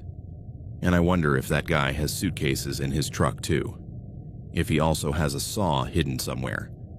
If he also keeps a diary of his victims. Because now I know that danger doesn't always come from dark alleys or haunted houses. Sometimes it comes from familiar places, from people you're supposed to trust, from mundane services like repairing your car. And that's the scariest truth of all. Donuts were his ritual. Every Friday morning, without fail, Tavish Greer would show up at the office with a pink box from Dunkin' Donuts. Glazed, sprinkled, Boston cream, all the favorites. He would place them on the break room table with a sticky note that read, "Happy Friday, T." It was the kind of gesture that made everyone love him. How thoughtful, people would say. Tavish is such a nice guy. And he was. Or at least that's what I thought during the 6 months we shared an office. My name was Wilder Branwin, 32 years old, financial analyst for Meridian Consulting in Chicago, an 18-story office building in the Loop. My job consisted mainly of reviewing spreadsheets, looking for discrepancies, and writing boring reports that probably no one ever read all the way through. Tavish did the same thing. Different clients, but the same tedious work. We had been put in the same office, one of those shared offices with 2 desks facing each other, when he joined the firm in March. I had been there for 2 years already. I'd had 3 office mates before him. One had left for another company. Another had been promoted. The third, well, that's where the story gets interesting. Tavish was quiet. Not in a weird or creepy way, just reserved. He responded when you spoke to him. He smiled at the appropriate moments. He laughed at the jokes in meetings. But he never initiated conversation. He never shared personal details. He never stayed after work for drinks with the team, except for the donuts. Donuts were his way of connecting without really connecting. "Good morning, Wilder," he would say every morning when he arrived, always at 8:30 sharp. Always in an impeccable gray or blue suit, always with his brown hair perfectly slicked back. "Good morning, Tavish," I would reply, and that was usually the extent of our interaction until lunch. It didn't bother me. After previous coworkers who talked constantly, had loud phone conversations, and ate smelly food at their desks, Tavish was a relief. Quiet, professional, respectful of boundaries, perfect. Too perfect, I realized later. But at the time, I was just grateful for the productive silence. The first crack in the facade appeared in September. I'd been reviewing the accounts of one of our largest clients, an investment firm that managed billions, when I noticed something strange. Small transfers, inconsistent with the usual patterns. Amounts that individually wouldn't raise red flags, but together added up to a lot. About $2 million diverted over 18 months. I double-checked, triple-checked, cross-referenced with other files. It wasn't a mistake. It was deliberate. Someone was stealing from the client, and the transfers had approval signatures. Signatures from people within our firm. My stomach sank when I saw the names. 3 senior managers, including ours, Octavia Thorne, and the analyst who had processed many of the transfers.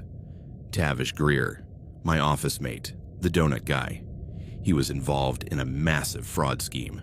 My first instinct was to confront him, but something stopped me. If he was willing to steal millions, what else was he capable of doing to protect himself?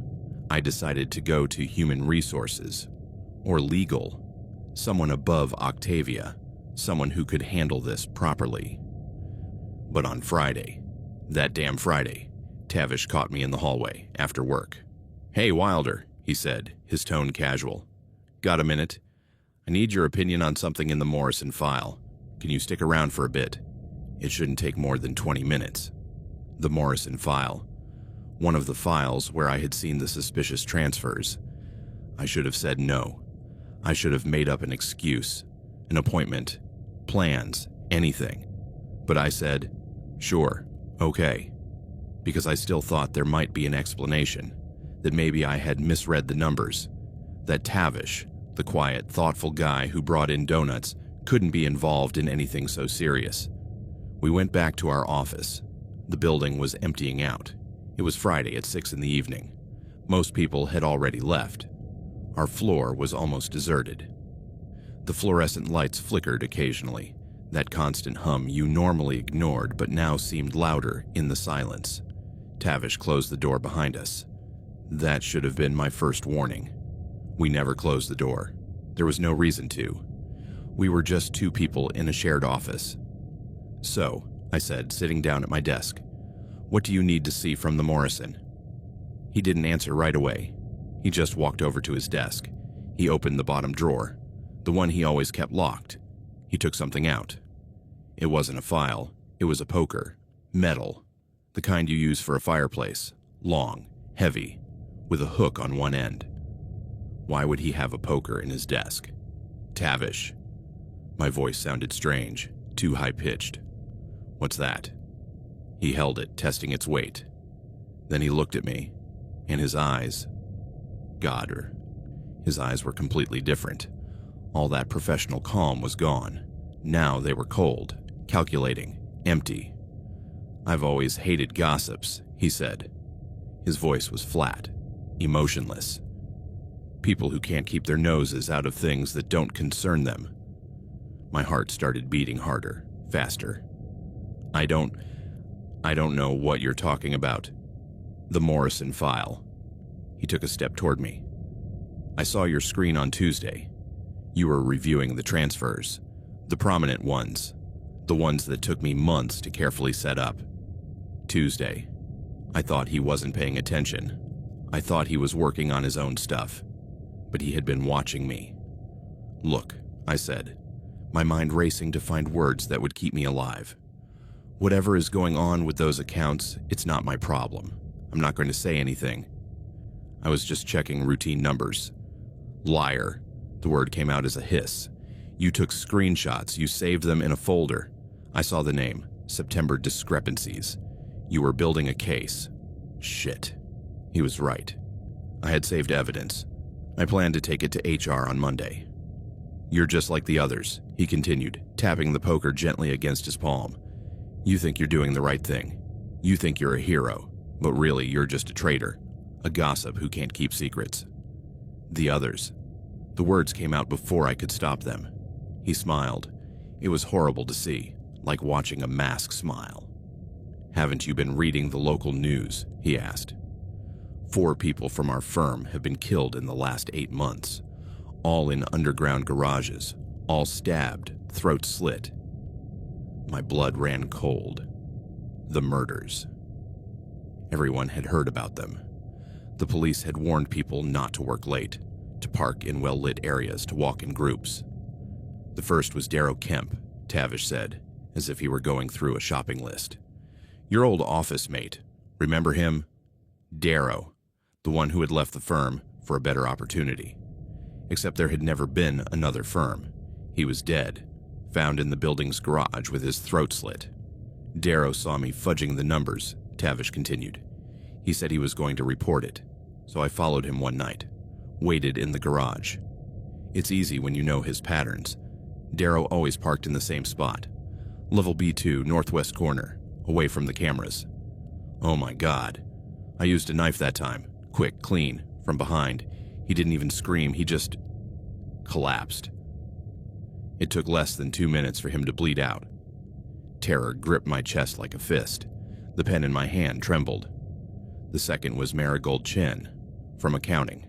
Too curious about why certain numbers didn't add up. I followed her to her car. Same method. Works every time. Tavish, please. The third was Birch Addison. He really was a problem. He had made copies of files. He was going to take them to the SEC. I couldn't allow that.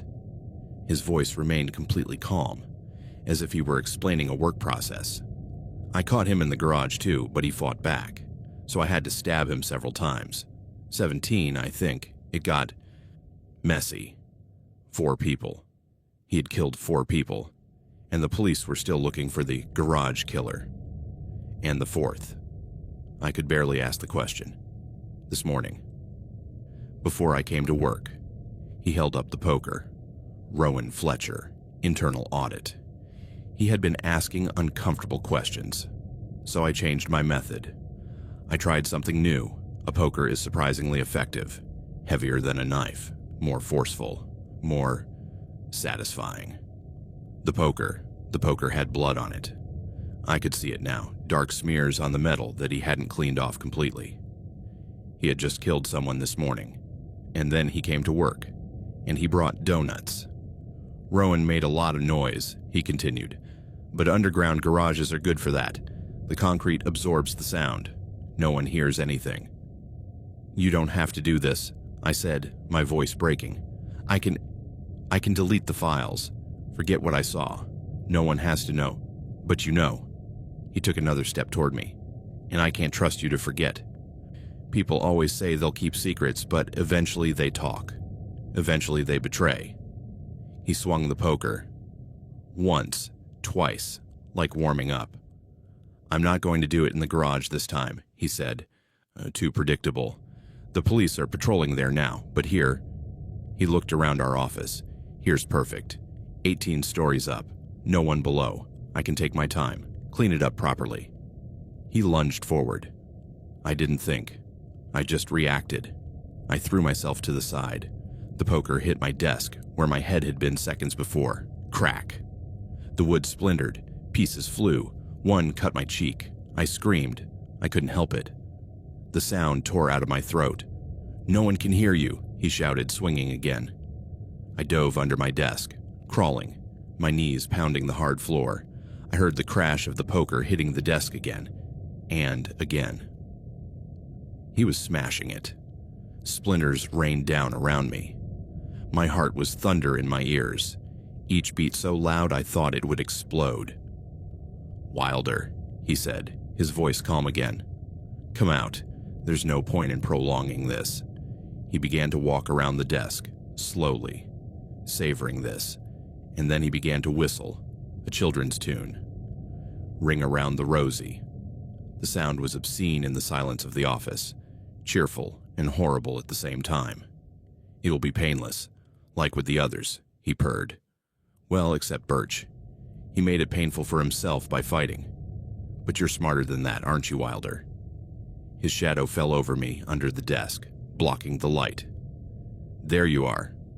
I saw his shoes, polished, black, moving toward me, the poker rising. I grabbed a handful of papers from my desk, reports, spreadsheets, anything, and threw them at his face. Gah! He staggered backward, momentarily blinded by the fluttering paper. I crawled out, toward the door, my hands sliding across the floor. I stood up, grabbed the doorknob, locked. He had locked it from the inside. No! I pounded on the door, pulling frantically on the handle. His hands grabbed my shoulders, pulling me back. I kicked. My heel connected with his shin. He growled but didn't let go. Stop! He roared in my ear. I twisted. I bit his hand. I tasted blood. He screamed. He let go. I ran. Not toward the door. It was locked. But toward the windows. Our office had large windows overlooking downtown Chicago, 18 stories up. I grabbed a chair. I lifted it above my head. I threw it at the window. It broke. Not completely. It was tempered safety glass, but it cracked. Spider lines spreading from the point of impact. Help! I yelled through the cracks. Someone help. 18th floor. But there was no one below. Just empty Friday night streets. Tavish grabbed me again. This time by the hair. He pulled hard. The pain was blinding. He threw me to the floor. My head hit the carpet. Stars exploded in my vision. Enough games, he said, standing over me. The poker raised. You should have kept quiet. You should have accepted your poisoned donuts like a good office mate. What? This morning. The donuts. I put something special in yours, the icing. But you didn't eat it. I saw you throw it away. You said you were on a diet." He laughed, always so health conscious. "I guess that saved you, temporarily." The donuts. He had tried to poison me this morning. When that didn't work, I knew I'd have to be more direct. He raised the poker higher. "This is more personal anyway, more satisfying." I rolled just as he swung down.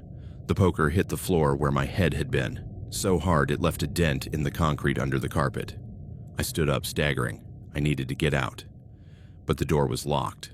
The windows were too thick to break completely. The fire alarm. There was a fire alarm station in the hallway, right outside our office. If I could reach it. "The door is locked," Tavish said, as if reading my mind. "There is no way out." But the offices had safety regulations. The doors couldn't be locked in a certain way.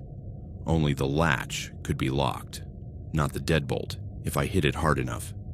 I grabbed the other chair, Tavish's, heavy, with metal wheels. "What are you going to do with—" I threw it, not at him. At the door. The chair hit the door with a tremendous crash.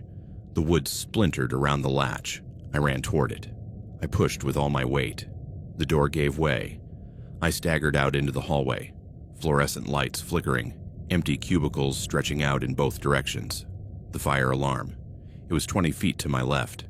Behind me, Tavish came out of the office, still holding that damn poker. "Wilder," he said, his voice echoing in the empty space. "This is unnecessary. You're only making it worse for yourself." I ran toward the alarm. My legs could barely hold me up. Every step was agony of sore muscles and pure panic. 15 feet. 10. 5. I reached the station. I pulled the lever. Nothing. What? Why wasn't it working? I tried again, pulling with both hands. Nothing. I deactivated them, Tavish said behind me. Too close. "This afternoon, before you arrived, I cut the wires. I was planning this carefully." I turned around. He was 10 feet away, walking slowly, confidently. I ran again, toward the stairs. There had to be a way out. The emergency stairs. Those were never locked. I turned a corner. The exit sign glowed green ahead. I reached the stairwell door. I pulled it. It opened. Freedom. Stairs going down, 18 floors to the ground floor. I could do it. I started down, my shoes pounding the concrete steps, the echo reverberating in the stairwell. Above, I heard the door open again. His footsteps, following me. "You can run," he shouted, his voice bouncing off the walls. "But eventually you'll tire, and I won't. I've been doing cardio, preparing. I knew I'd eventually need to chase someone." 17th floor, 16th, 15th. My lungs burned. My legs trembled. 14, 13, 12. He was gaining ground. I could hear his footsteps closer, closer. 11, 10. "Wilder," his voice playful now. "This is fun. No one else has run this far. They usually give up in the garage. 9, 8, 7. I reached the 6th floor landing. There was a door. Should I go out, try to hide? No. If I went out, I could get trapped in a dead-end hallway. I needed to get to the ground floor, to the lobby, where there were security guards. 6, 5, 4. I stumbled. My foot caught on something. The last step, maybe, and I fell forward. My hands hit the concrete. Sharp pain shot through my wrists. Above, their footsteps stopped. "Did you fall?" Laughter. "Oh, Wilder, that makes it less fun." I forced myself to get up. 3 more floors. Just 3 more floors. 3, 2. I did it. Ground floor. The sign said lobby. I pulled the door open. The lobby was empty. Where were the guards? I looked at the security desk. Abandoned. A coffee cup still steaming. Where? "The guards make rounds every hour," Tavish said, coming up the stairs behind me. He wasn't even out of breath. "At 6:30, it's 6:35 now. They'll be on the east side of the building for another 10 minutes. I had timed it perfectly. Every detail, every variable.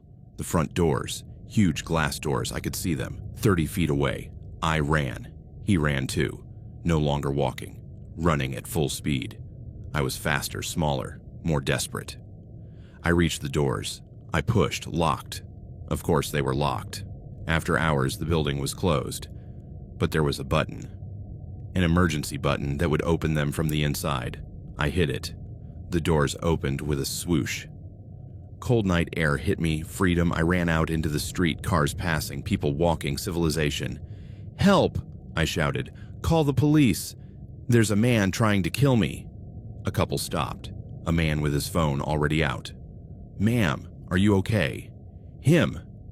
I pointed toward the building where Tavish stood in the lobby watching, still holding the poker. "He's a murderer. He killed 4 people. He's going to kill me." The man dialed 911. The woman stepped closer, placing herself between me and the building. "You're safe now," she said. "The police are coming." Tavish watched us for a moment longer. Then calmly, he put the poker down on the lobby floor. He raised his hands, and he sat down, right there, as if he were waiting for a bus. The police arrived in minutes. 6 patrol cars, a dozen officers. They entered the building. Tavish didn't resist. He just sat there with that little smile as they cuffed him. One of the detectives, a woman named Vesper Quinn, took my statement right there on the street while the paramedics checked my wounds. I told her everything: the fraud, the murders, the names, Darrow, Marigold, Birch, Rowan, the poker, the poisoned donuts. "Wait," she interrupted. "Poisoned donuts?" "This morning, he said he put poison in mine, but I didn't eat it. I threw it away." "Where is it now?" In my office, in the trash under my desk." She sent a unit upstairs. They found the donuts. They took them for toxicological analysis. Strychnine. He had put strychnine in my glazed donut, enough to kill me in 30 minutes if I had eaten it. The investigation expanded. They checked every Friday for the past 6 months. Tavish had bought donuts every week, always in cash, always at different locations, impossible to trace completely. But they found recipes in his apartment, notes about who ate what, who was allergic to what, who was on a diet. He had been studying everyone, finding their weaknesses, their vulnerabilities, and the donuts, those damn donuts that everyone thought were so thoughtful, were his backup method of murder. Poison someone at the office, make it look like a heart attack or allergic reaction. They found more evidence in his car. Blood-stained clothes hidden in a bag in his trunk. The knife he had used on Darrow, Marigold, and Birch. It still had traces of DNA. They found his personal computer, files detailing the fraud scheme, names of everyone involved, amounts stolen, and a separate folder, problems, with names of anyone who had shown curiosity about the discrepancies. 16 names, 16 people who had noticed something strange. 4 were already dead. I was number 5, but there were 11 other names on that list. 11 people who didn't know they were targets. Who would have been next if Tavish hadn't been caught? The trial was a spectacle. Tavish represented himself. He pleaded guilty to 4 counts of first-degree murder, 4 counts of attempted murder, including me, fraud, and multiple other charges, but he insisted on making a statement. "I have no regrets," he told the packed courtroom. "Every person on that list was a threat. Traitors, gossips, people who couldn't keep secrets. The system is corrupt. We all know that. And when you try to work within a corrupt system, you need to eliminate variables. That's all they were, variables." He looked directly at me when he said the last part. Variables. As if they weren't people. As if Darrow and Marigold and Birch and Rowan were just obstacles to be removed. He was sentenced to 4 consecutive life sentences without the possibility of parole, plus 50 years for the other charges. He'll never get out. But sometimes, in my darkest moments, I think he won anyway. Because he destroyed something in me that night. Something I can't get back. I can't work in shared offices anymore. I can't trust coworkers. I can't accept food from colleagues.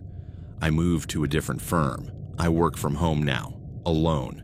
My office has 3 locks and a security system, and I never, ever eat donuts, because every time I see a pink box, every time I smell frosting, I'm back in that office, watching the poker swing toward my head, hearing that childish tune being whistled, feeling that absolute certainty that I was going to die. The others, Darrow, Marigold, Birch, Rowan, weren't so lucky. They didn't survive to tell their stories, to warn others. So I do. I warn anyone who will listen.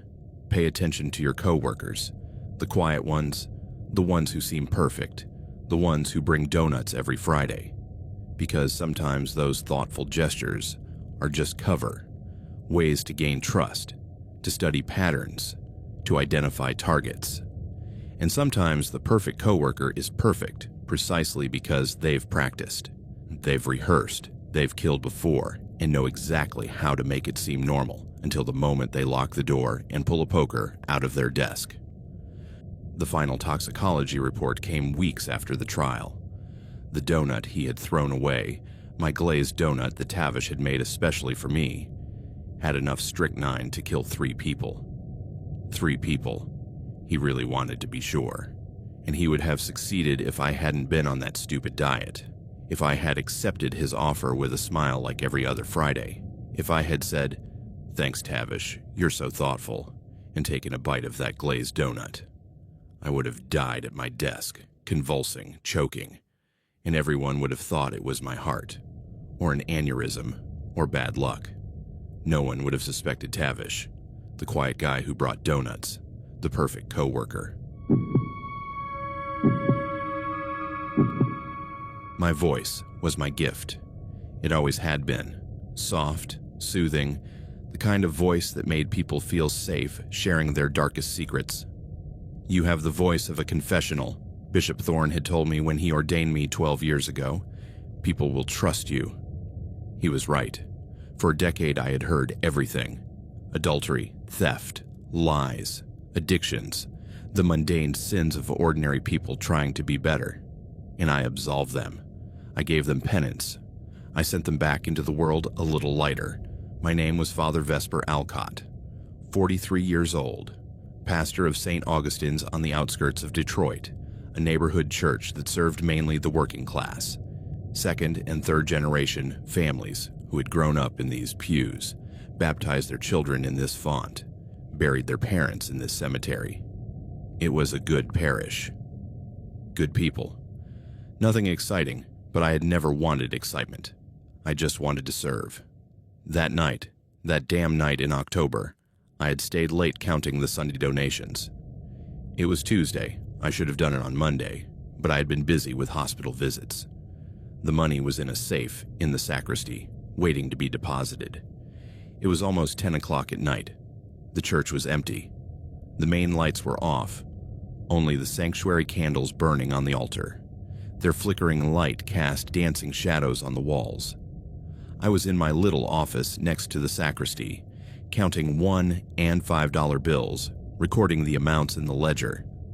The silence was absolute except for the occasional creak of the old church settling. These buildings always made noise at night. 150 years of wood and stone expanding and contracting.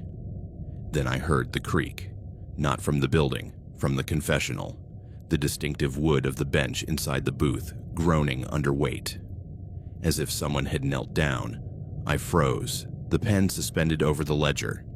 Had someone entered? I had locked the main doors an hour ago. I always did when I was alone at night after that incident 3 years ago where a homeless man had entered looking for a place to sleep. But the side door, the one leading to the parking lot, had I locked it? I couldn't remember. "Hello?" I called, stepping out of the office into the main sanctuary. Silence, only the candles flickering. The confessional was to my left, one of those old dark wood ones with 3 compartments. One for the priest in the middle, one for the penitent on each side. Red velvet curtains cover the entrances. One of the curtains was moving slightly, as if someone had just passed by. My heart began to beat faster. It was probably one of the parishioners. Maybe they had seen the light and wanted confession. It wasn't unusual. Sometimes people preferred to come late when the church was empty, when no one would see them enter the confessional. "Do you need to confess?" I asked, approaching. A whisper from inside. "Yes, Father." The voice was male, rough. I didn't recognize who it belonged to, but we had hundreds of parishioners. I couldn't know all their voices. "Give me a moment," I said, going to the sacristy to put on my stole, the symbol of my authority to hear confessions, to absolve sins. I put it around my neck, kissed the cross embroidered in the center, and returned. I entered my confessional compartment. The space was narrow, claustrophobic, barely enough room to sit. A small carved grill separated me from the penitent. I sat down.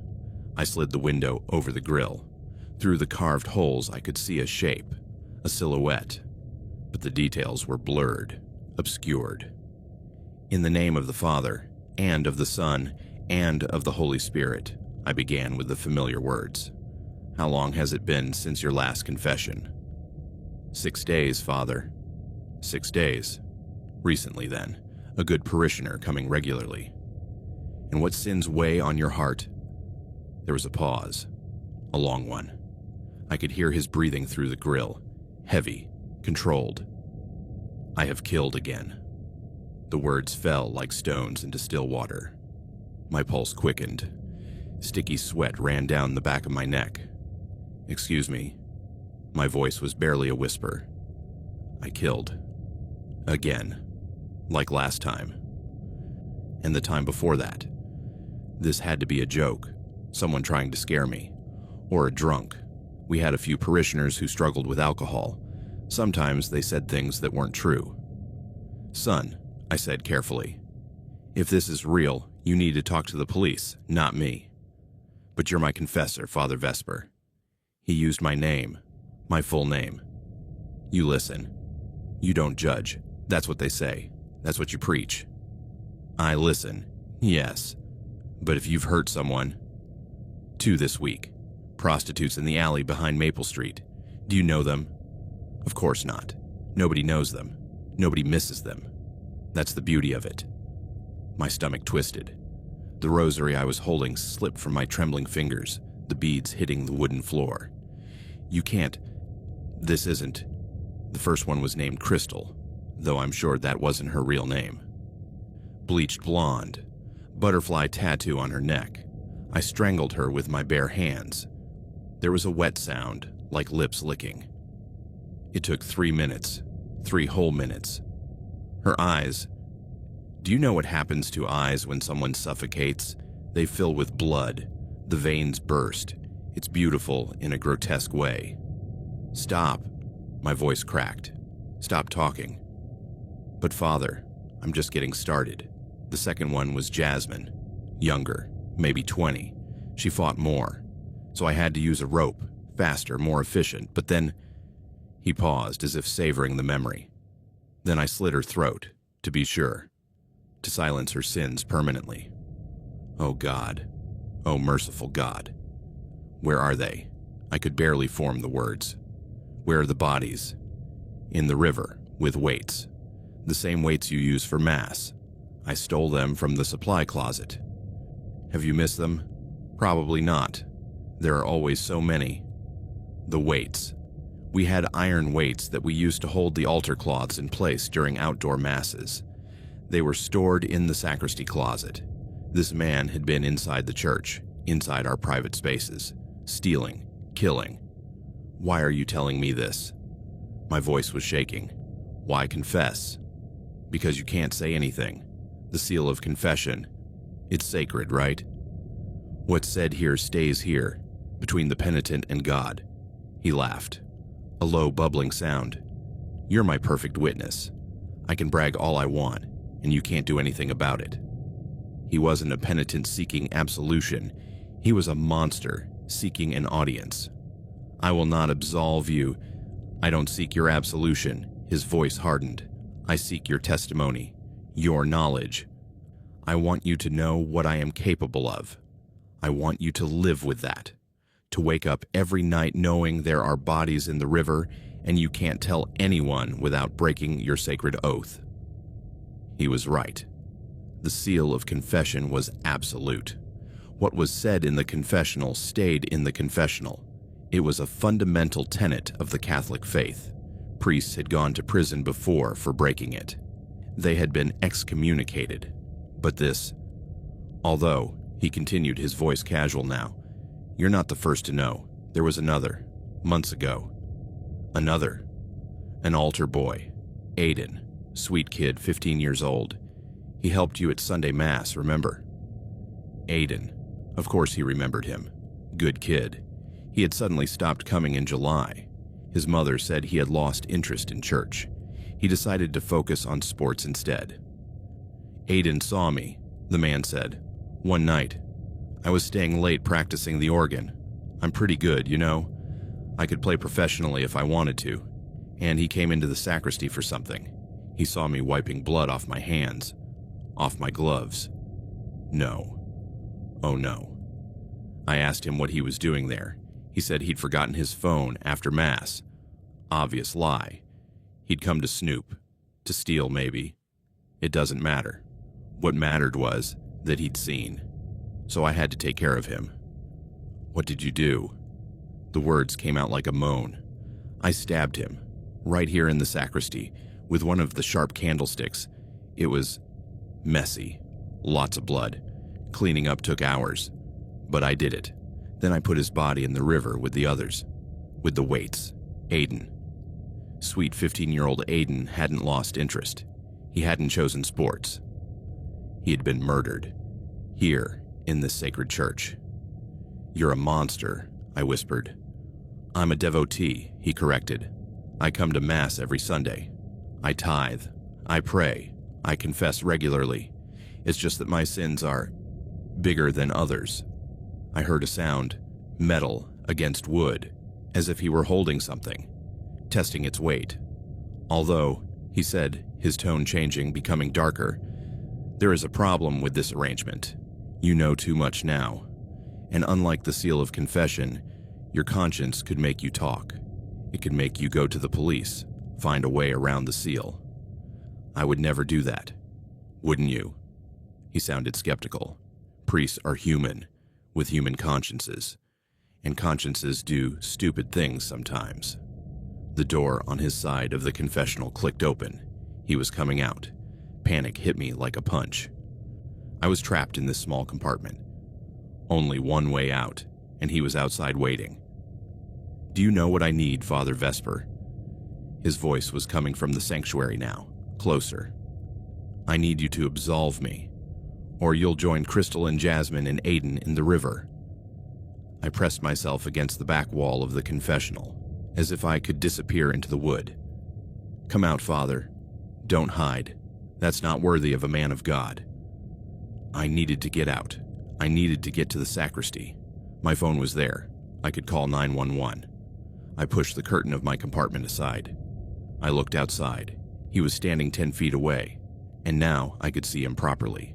Middle-aged, maybe 45. Dark hair with gray at the temples, average features. The kind of person you'd forget seconds after seeing him, except for what he was holding. A candlestick. Large, brass, with the pointed end still stained with something dark brown. Blood. Aiden's blood. "I recognize that candlestick," I said, my voice barely working. "It's from the sacristy. You've had it all this time. Stored. In the organ. No one looks there. It's my little personal sanctuary." She smiled. "Where I keep my memories." I lunged out of the confessional, not toward him, toward the altar. There was a door behind the altar that led to the sacristy. If I could get there, lock the door, call for help, I ran, my shoes pounding on the marble floor, the echo reverberating in the empty space. Behind me, I heard him chasing, his heavy but steady footsteps. I reached the altar.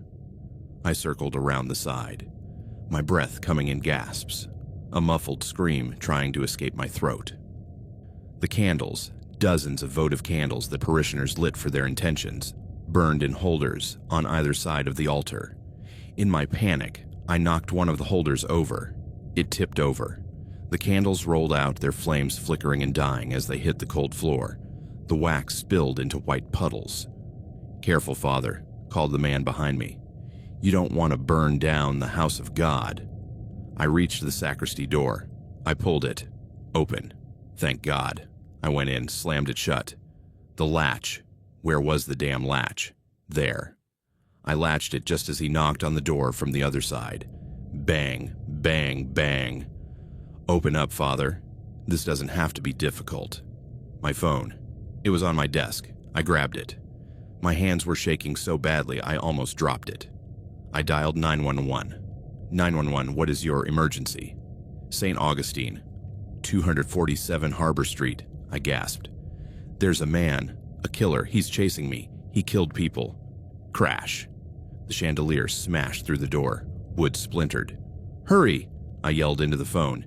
"He's coming in." "Units are on the way. Stay on the line." Crash. Another blow. The door cracked further. I looked around frantically. The window. There was a small window overlooking the parking lot. Too small for an adult to fit through, but maybe... No, I couldn't. It was too small. I'd get stuck. The door splintered further with each blow. He wasn't going to stop. Another door. There was another door in the sacristy that led to the choir loft. I rarely used it, but it was there. I ran toward it. Open. Unlocked. I stepped out into the hallway. Narrow. Dark. The organ stood at the end of the hallway. Its massive silhouette barely visible in the darkness. His sanctuary, where he kept his memories.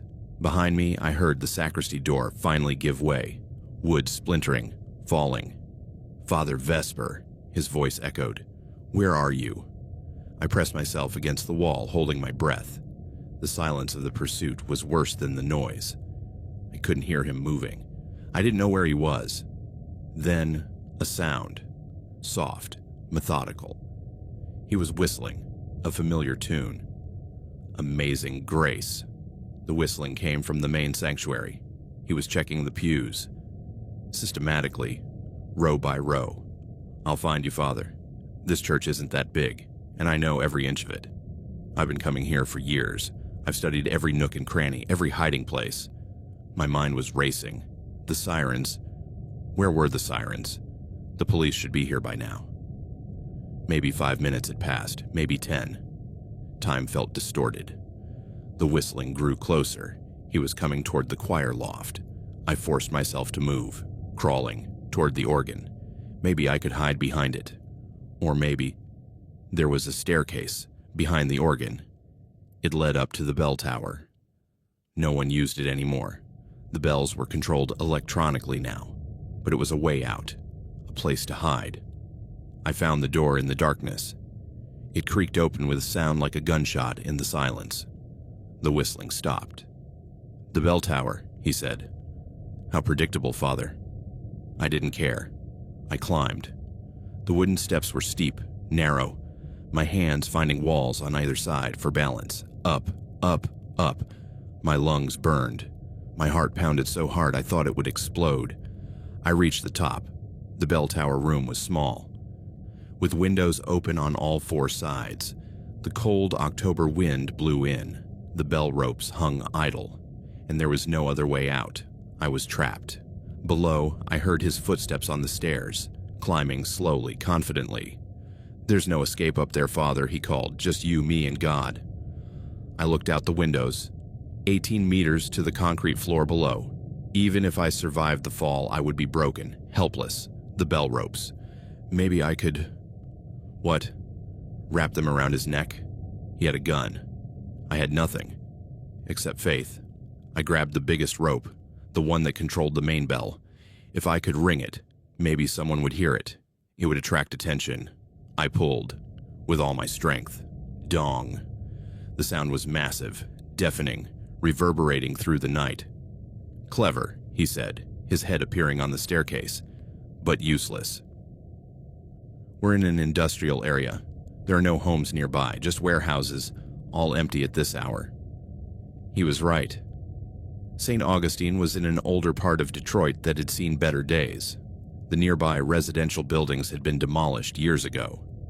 He came out into the bell tower room, the candlestick still in his hand, stained with Aiden's blood, soon to be stained with mine. "Last sermon, Father," he said. "Any final words?" "Repent." The word came out louder than I expected. Repent before it's too late. God can still forgive. "Forgive," he laughed. "You think I want forgiveness?" I told them. "I'm not looking for absolution. I seek witnesses. And you," he raised the candlestick, "you will be my most permanent witness." He lunged forward. I jumped aside. The candlestick whistled past my head. I grabbed the bell rope again. I wrapped it around his arm as he swung again. The rope tightened. He screamed, dropping the candlestick. It clattered on the wooden floor. "Police! Come out with your hands up!" The voice came from below. Finally. The man pushed me. Hard. I fell backward, my back hitting the wall. He ran toward the stairs. Down. Trying to escape. I didn't let him. I grabbed the candlestick from the floor, the weapon that had killed Aiden, and followed him. I caught up with him halfway down. I swung the candlestick. It connected with his shoulder. He staggered. He stumbled. And he fell. Down the stairs. Rolling. Bouncing off the walls. His arms flying out, trying to grab something. He crashed at the bottom. He didn't move. I stood on the stairs, shaking, the candlestick still in my hand. Downstairs, I heard voices. Multiple voices. Officers flooding the church. "Up here," I shouted, "on the stairs of the bell tower." They came up, 4 officers with bright flashlights, guns drawn. They saw the man on the floor. One checked his pulse. He's alive. Unconscious, but alive. Thank God. I didn't want his death on my conscience, even after everything he'd done. They took me downstairs. Paramedics checked my injuries, bruises, minor scrapes, nothing serious. A detective, an older man with gray hair named Darius Lennox, took my statement. I told him everything. The confession, the murders, Crystal and Jasmine, Aiden, the river, the weights, the chandelier. "And this man," Detective Lennox asked, "does he know your name?" He said he came to Mass regularly, but he never said his name. They checked his wallet when they handcuffed him. His ID said Garrett Wick, 46 years old. Local address. Garrett Wick, I repeated. "That name, I think it's in our records, but I barely recognize it." "He was probably discreet," Lennox said. "Good serial killers are." They dragged the river that night. They found 4 bodies. 2 women, later identified as Crystal Vance and Jasmine Moore, both sex workers, reported missing that week. A teenager, Aiden Cross, missing since July. And a 4th, an older man, Fenton Drake, a homeless man who had disappeared in August, all tied with the same iron weights from our sacristy. They searched the organ, Garrett's sanctuary. They found more, photos of other victims, newspaper clippings about disappearances, a diary detailing each murder. He had killed 11 people in 2 years, all in our area, all hidden at various points along the river, and I never suspected. He had sat in my pews, received communion from my hands, singing hymns alongside innocent families. The trial took months. Garrett pleaded not guilty by reason of insanity. He said God had ordered him to purify sinners, that he was doing God's work. The jury didn't buy it. He was sentenced to 11 consecutive life sentences, but the damage to St. Augustine was irreparable. Attendance plummeted. Families stopped coming. Who would want to worship in a church where a serial killer had hunted? I requested a transfer. Bishop Thorne approved it immediately. He didn't blame me. No one could return after what happened. Now I serve in a small parish on the outskirts of Cleveland. Newer, brighter, no dark history. But I can't enter the confessional anymore. I can't sit in that little box and listen to secrets. Because now I know that some secrets don't seek absolution. They seek an audience, witnesses, validation, and the smell, that combination of incense and blood that permeated St. Augustine, still comes to me sometimes, in quiet moments, When I'm alone in the sacristy, it makes me check every shadow, every dark corner. It makes me wonder who else might be sitting in my pews with sins that go beyond the mundane. Because I learned that evil doesn't always scream. Sometimes it whispers, through confessional grills, with a devout voice, seeking not redemption but recognition. And sometimes the most soothing voices, the ones that make people trust, are the most dangerous of all.